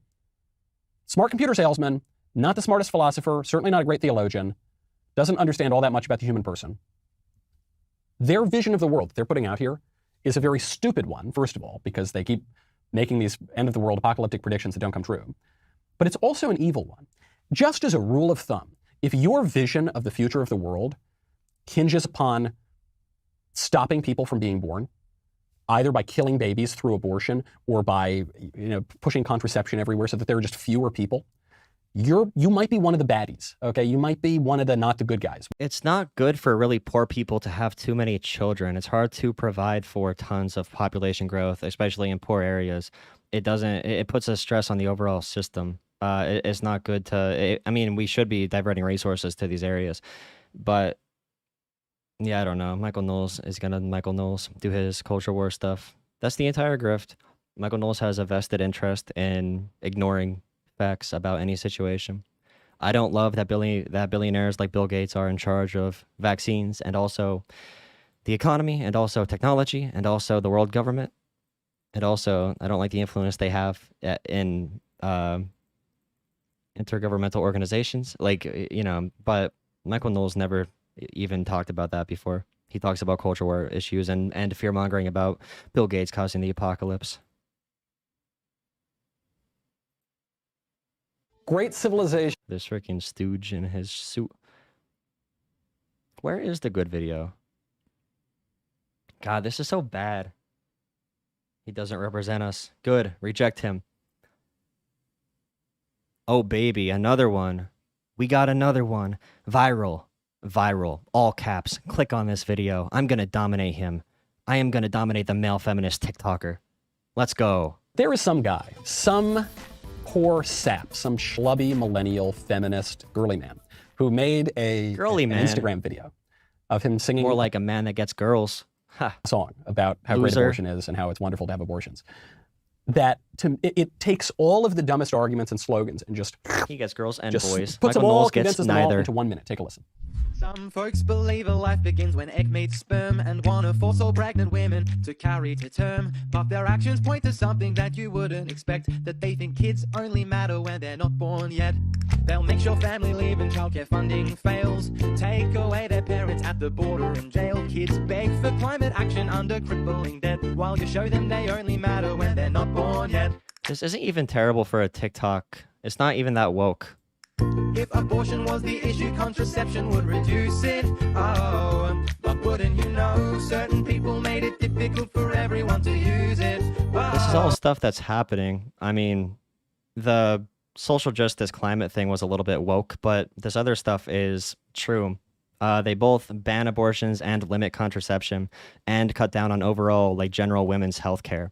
This isn't even like a male feminist thing. They claim, oh, we don't want to cut all of Planned Parenthood. We only want to cut the abortion part, but that isn't true. They want to defund Planned Parenthood in general. If Planned Parenthood didn't do abortions, they would still want to cut it.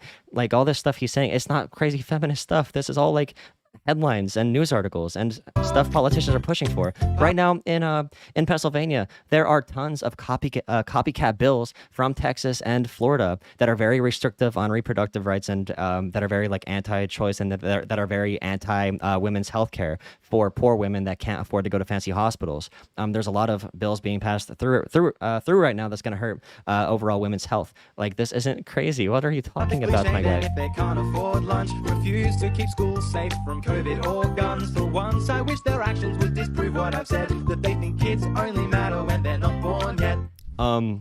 They are very against. By the way, Joe Biden, remember the policy point. Under Joe Biden's presidency, child poverty got cut in half because of these policies that are helping the children that 0 Republican senators voted for. Republican voters do want these policies, but the senators did not vote for it. Poverty in general is being cut right now because of Democratic policies.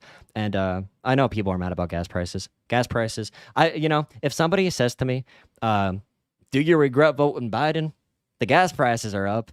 I say, can you please name one policy that Joe Biden did that made the gas prices go up? And also, tell me the one policy Trump did that made gas prices go down. I know why, by the way. I do know the policies and why gas prices went up and down and why they fluctuated. So I want to hear what they say. And usually they don't know. Okay, so this boils down to one Biden hit the button. Biden has a button. It's under the Oval Office desk. And one button says gas prices high and the other button says gas prices low. Trump went inside the Oval Office under the desk. He went, bang, gas prices low. And then Biden went in the Oval Office once he got elected and said, bang, gas prices high. And that's how it works. Slogan in particular that you've heard very ignorant leftists use for a long time, that Republicans, they're not pro-life, they're pro-birth. They only care about kids when they're in the womb. But then they don't like kids or something, right? So he wants me to dispute. Bro, you're against every policy that reduces childhood poverty. He says, I wish they would disprove my points. So, okay, let's disprove the points. This is a short video. Let's go through every single one of them. You posted on So you have to look at overall crude oil production on the global scale. It's hard to point towards particular policies right now during Biden. If you look at demand for oil on the East Coast, it's up like, what's the actual number? It's like 80%. Demand for gas right now, as far as cars go, it's up like 80% on the East Coast from where it usually is at this time of year. Everybody started traveling again all at once, and supply chains are involved, and there's a lot of complicated stuff. None of which has to do with economic policy. You can argue inflation a little bit for some of it. He posted it on TikTok. All the stupidest stuff in the world. But the biggest reasons gas prices are going crazy, those are being caused by things Biden can't control. He's urged oil producers across the world to pump out more. If you look it up, Biden urges OPEC oil supply to be surged. TikTok. You may have noticed that the economy is going completely insane these days, and prices are going way, way up, and income is not going way, way up, and a lot of people are worried about the direction of our economy. Well, one way to hedge your investment. Average wages are going up. Is this a ad? Can I go past this? Let's go. Right here. Some folks believe a life begins when egg meets sperm. Pause. That is not just what some folks believe. That is what the science says. when egg meets sperm, that creates a life. It has all of the characteristics of a life, and it is not merely a part of the father or of the mother, as a sperm or an egg cell might be, but it creates a new, unique human being with a unique genetic code that will continue to grow, that begins to grow, and that continues to grow. I mean, if you want to be really reductionist about it and say, like, grass is life, I guess we can say that's life, but also a sperm is life and an egg cell is life. If you want to be that, if you want to be that way about it, I guess that can be like a religious argument. The contraception, is where life starts. If you really want to do it, if you want to do that, you can. Grow into a human It's being not true, but until his death. It will if your continue- like moral and ethical lines start at conception, if you think life, if you think there can't even be like 6-week abortions or whatever, your positions are very radical, and it's such a contentious topic. This is why I say I'm pro life and pro choice, because I think the debates are so difficult on this topic, and there are radicals in both ways. There are a lot more radicals who think life starts at conception than there are radicals who want late-term abortions. I am against late-term abortions, and most people are. Most people, 90% of people that are pro-choice, do not want abortions at 9 months.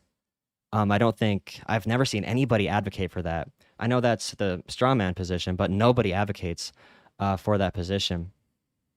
But what he's saying right now is pretty fundamentalist, crazy stuff. Grow in that same sort of process with that same genetic code, in that same unique identity and life until they're When I dead. look at the ethical stuff, I usually look at the brain. But even like my own arguments, I don't care about my own arguments as much. But I look at the brain as what makes a human being. Without your brain, you are not a human being. Your heart only matters as much as it pumps blood to your brain. That's why your heart matters. It's the engine behind the entire... Like, you don't have a computer if you just have a battery. But you still need a battery to make sure the entire motherboard works. But the motherboard is what's in the computer. You can put any battery into any computer motherboard, and that motherboard will always have the same information on it that is very unique. You cannot plug any motherboard into a battery and have that battery reproduce any information or anything. So that's sort of how I look at it. If you put my heart in another person, and this is for the heartbeat bills, if you take my heart and put it in you, you will be the same person. If you take my brain and put it inside of you, first off, you'll get diseases from eating human brains. But if you swapped brains with me, we would switch people. We would switch who we are, because I think all of that is in your brain. So I care about cognitive arguments more.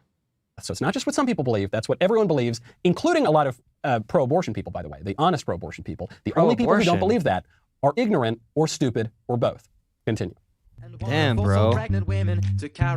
Pause. They want to force all pregnant women to carry to term. That's one way to frame it. With 6 weeks, yeah, you're basically forcing 90% of women to carry the term, especially when you have like bounty hunters looking for people who are going to be getting abortions. Like most women don't know by 6 weeks. The other way to frame it is, some people believe that life begins at conception, namely every person with eyes and ears and two functioning brain cells. And so we don't think you should be able to kill that person for whatever reason, just willy-nilly. You should not be able to kill innocent babies. Correct. Move on. Their actions point to something that you would... Nobody's saying that. If you're 8 months pregnant, that's not going to be legal anywhere in our country, I'm pretty sure, unless if the mother's going to die at that point. And that's only if the mother is going to guaranteed die or like incur a huge health impact. Nobody's arguing that if you have, again, what matters? If you have eyes, if you have a fully functioning brain that can input sensory information and have an experience, like that isn't the argument for conception. Conception, you are literally just cells. At 6 weeks, you are cells. Even if you have a heartbeat, you still have you have no brain formation even starting at that point. Wouldn't expect that they think kids only matter when they're not born yet. Pause. So this is his thesis. We've established they think the kids matter. Wow, thanks, Zero. When they're in the womb. He seems to be implying that the left doesn't believe kids matter when they're in the womb. And his thesis is they only matter. They don't matter at all afterwards. Okay, why not? They'll make your family leave and childcare funding fails. Take away their parents at the border and jail. So I usually first of don't all, do a lot videos like this. This is more of the culture war content. It's kind of fun though. I need to practice it because I want to be able to talk about these issues in a way that can resonate with people who disagree with me a little bit better. I don't want to look at other people as like evil actors. I don't want to just call them dumb and move on. But it's, I feel like when Vosh does this kind of content or whatever, I feel like he's too demeaning towards, I don't know. I feel like the rhetorical styles can be improved. A lot of Republicans and conservatives support family leave sorts of policies. Don't forget the Trump administration was pushing one. Even if you don't support family leave policies, one of the reasons that people don't support that is they don't want the government and the state to grow to take over the raising of children because we believe that the family should take care of children. So family leave. Were they for universal paid family medical leave during the Trump admin? I know Ivanka, what's his daughter's name? slash girlfriend. I forget her name, but she was pushing for Certainly it. support an economy that allows a Something mother like to stay that. home with her child. It for got instance. nowhere, though. It was just a political posturing position because they never actually did anything with it in government. I mean, they can talk about it as much as they want. We certainly support an economic policy that encourages people to have families. We certainly You didn't support the child tax credit expansion. You still don't. You still don't. That's one of the most conservative ways to do a stimulus for poor mothers, and you don't support it for families. Like you don't. Local communities helping to raise up kids. We certainly support even the most mainstream, Chamber of Commerce Republican supports child tax care credits, for instance. But I also think it's just an outdated talking point. So many conservatives these days are pushing for explicitly pro-family policies. Look at what Viktor Orban is doing in Hungary. Which is encouraging the growth of families, and look at how many conservatives support those kind of policies here. We've now become sort of Hungary-philic over here in the United States because we want that kind of policy. So it's also just dated kind of rhetoric. Keep going. It's beg for climate action under crippling debt, while you show them they only matter when they're not born yet. Pause. So he says you're going to put you're going to throw the parents in jail and separate them from the kids. First of all, that's not a Republican policy. That policy began under Bill Clinton. It continued under Barack Obama. The left only cared about it under Donald Trump, and now it's continuing to happen under Joe Biden. But even beyond that, what we're saying is don't come here. Yes, stay with your family. Stay with your family in your country because we don't want to separate anybody, and we don't. Joe Biden and Kamala have done very similar things, a little bit more humanely from the Trump admin. If Trump was in charge right now, we'd be having like the same exact issues at the border. Yeah, I don't know. Very interesting. They said don't come enough times. There are some more people coming because they think they're going to be treated more humanely. But Biden is still using that one act. Is it act? I forget the number of it. But to reject the legal process from people trying to get here to seek asylum, the asylum seeking process. We can't just have your mail-in ballot today. Based voter. Contraception would reduce it. Pause. That's not true. That isn't true. So there's no evidence that contraception actually reduces abortion. Obviously, since the growth of contraception, you've seen an increase in the abortion rate during the 20th century. Nearly all these are according to a number of studies. 99.1% of sexually experienced women in the U.S. have used contraception at some point, so everyone has access to conception, and basically everyone uses it at some point. 48% of women with unintended pregnancies were using contraception in the month they conceive. About half of pregnancies ended by abortion occur during the use of contraceptives. 10% of women using reversible forms of contraception become pregnant over 12 months of use. And Okay, stats from 2016. New clarity for the U.S. abortion debate. A steep drop in unintended pregnancy is driving recent abortion declines. With new initiatives to spread contraception to more people from the Brookings Institute, we saw from 2019 to 2020 a significant reduction in abortion in places where contraception is both free, available, and also where people know how to use it. So what he just said there is just like false. It just isn't among true. Women at risk of unintended pregnancy, 89% use contraception. So that talking point is complete BS. Even though contraception is available to everyone, complete BS. Keep going. But wouldn't you know, certain people made it difficult for everyone to use it. You know all those like really religious communities that they don't talk about sex at all, but then they have all the child pregnancies in those areas because children are going to do that. So it's better to teach children about it. You shouldn't glorify it. You shouldn't over-sexualize children. But when it comes to teaching about safety and how to do things safely and healthily, that reduces things like abortion. Publicly shame them if they can't afford lunch. Refuse to keep schools safe from COVID or guns. Pause. Kids aren't at risk from COVID in any particular way. I'm not saying they have a 0% risk, but they have a very, very, very low risk from coronavirus. All of the science long-term COVID, bro. We don't know the studies on it. Agrees with that in terms of guns. Nothing on the guns point. We went through the numbers the other day, but people are at a far greater risk of guns are a little bit overblown as an issue for that, at least in America when it comes to the policy implications. There are too many guns to really shut it down. I am for more gun laws, just not a lot of them. There are very common sense ones that are rejected by groups like the NRA. Dying from knives and from clubs and from hammers and bats than they are from AR-15s or really guns of any sort, other than if you're talking about Democrat-run cities with gang violence, with pistols, with all sorts of illegal weapons. But again, you can't really blame conservatives for that. Can you keep going? Oh, it's Democrat-run cities. Violence went up in literally every... I know they talk about the heightened murder rate in 2020 or 2020. That was due to other factors. Democratic cities and Republican cities both had huge increases in crime. It just so happens that cities are more urban and more Democratic in general. So there's going to be more cities run by Democrats. And that's why we see a lot of cities that are democratically run also have an increase in violence. It doesn't... Oh, yeah, warrantainment. It doesn't... Yes. Good insight. Yeah, but conservative cities also had a big increase in violence. There should be more mental health checks for gun laws, extended background checks. I wouldn't mind a training standard for certain firearms. If you want to legally buy a military grade rifle, then maybe. if we had some type of system set up where you have to prove you actually know how to use the gun. Good working gun safes. I know a lot of people who have gun safes that get robbed very easily because they have glass gun safes or just like a wooden cabinet that's very easy to break into. Maybe more standards on gun safes. A lot of gun crimes are caused by people breaking into a house, stealing a gun, and then using that gun for something else, whether that be suicide, murder, suicide, or another crime. So maybe gun safe standards. You have to put more money into making sure they're safe. That kind of stuff. I'm not sure how I do the community standards for like training, but rural crime went up. Yeah, crime in general went up. Saying like democratic cities are the reason crime, like that's so disingenuous and so false. Would disprove what I've said, that they think kids only matter when they're not born yet. Not only have we disproved what you said with our facts and logic, but also I think with our actions we have. Conservatives are much more likely to donate to charity. Conservatives obviously are pushing a lot of crisis pregnancy centers, and conservatives are very likely to support adoption, and there are 36 couples willing to adopt every new baby in America who's put up for adoption. Complete BS. It just shows you that big difference between the appearance, what we're told from the left, the narratives that we were told by the ruling class, and the reality of the situation. The ruling class? What? It is almost shocking to see the lies that we're all living. You're against higher taxes on the... It doesn't make any sense. What is he talking about? Oh my God. That's what Ben Shapiro was doing. Acting like the TikTok teens are the ruling class or something, or the ruling class is representing the... What are you talking... Oh my God, dude. It's pain. This guy did a Tom McDonald reaction too, I'm pretty sure. Great civilizations rock. By the way, thanks to the people still hanging out. This is really boring. This only got 20,000 views? Dang.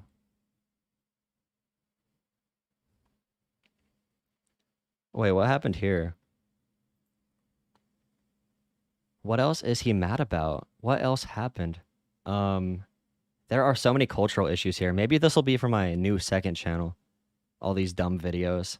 LOL, a dude is on the cover of Playboy. Playboy okay. has a new cover.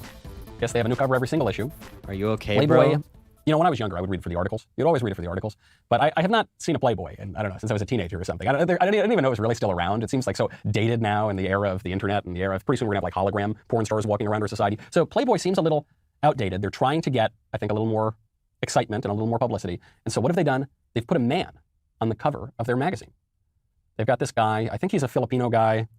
He's like a social influencer. I don't know his name, I'm happy to say. There's now a man dressed up as a woman in a skimpy little bunny outfit on the cover of Playboy. Okay, I don't care. Do you know who does care? Authoritarian governments. For example, in China right now, this would be illegal. This would not be allowed. Freedom of expression and overall individual liberation is frowned upon in societies like China. Because if you're allowed to explore your individuality and if you're allowed to do things that are outside of the gender norms, this happened in the USSR, this happened in Nazi Germany, art and other things of the sort are denied. They don't want feminine men in China right now on the screen. They don't want video games that make people question anything. Questioning things are bad for authoritarians. And I don't even know if he knows he's doing this. But this is pro-China dictatorship. This content that he's mad about, Playboy Magazine is fighting China right now. Playboy Magazine is defending democracy. And Michael Knowles is supporting the authoritarians. This is crazy. How dare he? Oh my gosh, it's the inversion of Playboy. The whole point of Playboy is you have hot naked women and then men pretend to read it for the articles, but they're just looking at the women. And now you've got dudes on there. That doesn't make any sense, does it? I actually think the people who are criticizing this decision are missing the point. I think it makes perfect sense. I think it is intrinsic in the logic of Playboy and the Playboy philosophy that eventually you'd get some dude in a skimpy outfit dressing up like a woman on the cover of the magazine. There's a great episode Let's of hear this introspective take. I'm really interested. Line, William F. Buckley Jr.'s old show, where it's him and Hugh Hefner, back in the early days of Playboy, debating the Playboy philosophy. Okay, and it's really worth watching because you see these two guys, and you really see two different ways of life. You've got Buckley, who's kind of urbane and laughing and, you know, educated. Hey, I know it's boring. I know this is boring, but I need more videos so I can post them and get 10 views. And restrained. And you've got Hugh Hefner, who looks nervous and he's jittery and he just looks kind of creepy and he sounds kind of creepy and he's obviously not even close to as intelligent or educated. And they're debating the Playboy philosophy. What's the Playboy philosophy? Give yourself bodily pleasure. That's the philosophy. Give yourself bodily pleasure. So if the Playboy philosophy is give yourself bodily pleasure. If the world, every consideration that we have to make about how we behave in the world, only runs skin deep, if it only comes down to the flesh, then why would you not have a man who looks kind of like a girl on the cover of your magazine that's for girls? If there's no difference. if it's just meat, right? If it's just flesh, if it's just body, then if a guy looks kind of like a girl, why would you not have him on? There's no spiritual difference. There's no metaphysical difference. It's just physical. So yeah, he looks like a little bit of a weird guy. He doesn't look like a total normal girl, not like a busty, buxom Playboy bunny, but he doesn't look all that masculine either. He looks kind of effeminate. So sure, why not put him on? Why not? What's the difference? If you take a view of sex that is more traditional, Christian, Jewish, Muslim, pagan for that matter, I guess. There are people who want to look at if you take a view of sex that is not purely materialist, then you might say, well, it doesn't matter. It doesn't matter if the guy undergoes surgery and looks exactly like a woman. You still shouldn't put him on the cover of Playboy. But if you're a materialist, as the Playboy philosophy would have you be, makes perfect sense. Go enjoy your dude on the cover of Playboy. Okay, this is such a bad, boring take. It really is. Still gonna put it up on the second channel though. I'm gonna try to hit 5 subscribers by tonight. That's the goal. 5 subscribers. I think I'm done. There's nothing else I could do here. I want to react to the Ben Shapiro debate. Maybe I'll do that tomorrow night though. Playboy. I know Vosh already did it. Content stealer. Here, look at this dumb channel. Look at this dumb channel here. Oh, I can't even post it in the chat. Wait, how do I do this? I'm getting off. Thank you guys for hanging out. Thank you for hanging out. Link the second channel. Thank you. You're so kind supporting me. Hanging out. Without wavering. How do I get to the chat? Wait, do I have a chat? Oh, here you go. Yes, have a good night, everybody. Thank you for hanging out. I'm going to go make some French fries, probably. I want some French fries.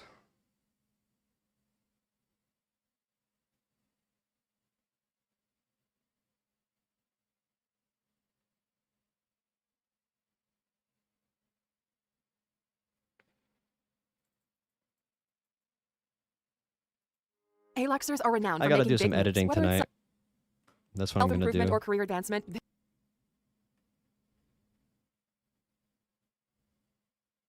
Ooh, I want to do this video then. 10 ways to measure progress. I'm gonna write these down. Do some Sigma male stuff. I think I'll use the second channel for dumb cultural issues that are bad. Because I don't want to fill up... That was one of the big reasons I took all my videos down. Because I want to decide what kind of videos I want on these channels. So I'm gonna decide what videos to unlist. To make new thumbnails for them so it all looks pretty on the channel. See how it goes. Alright. Good night.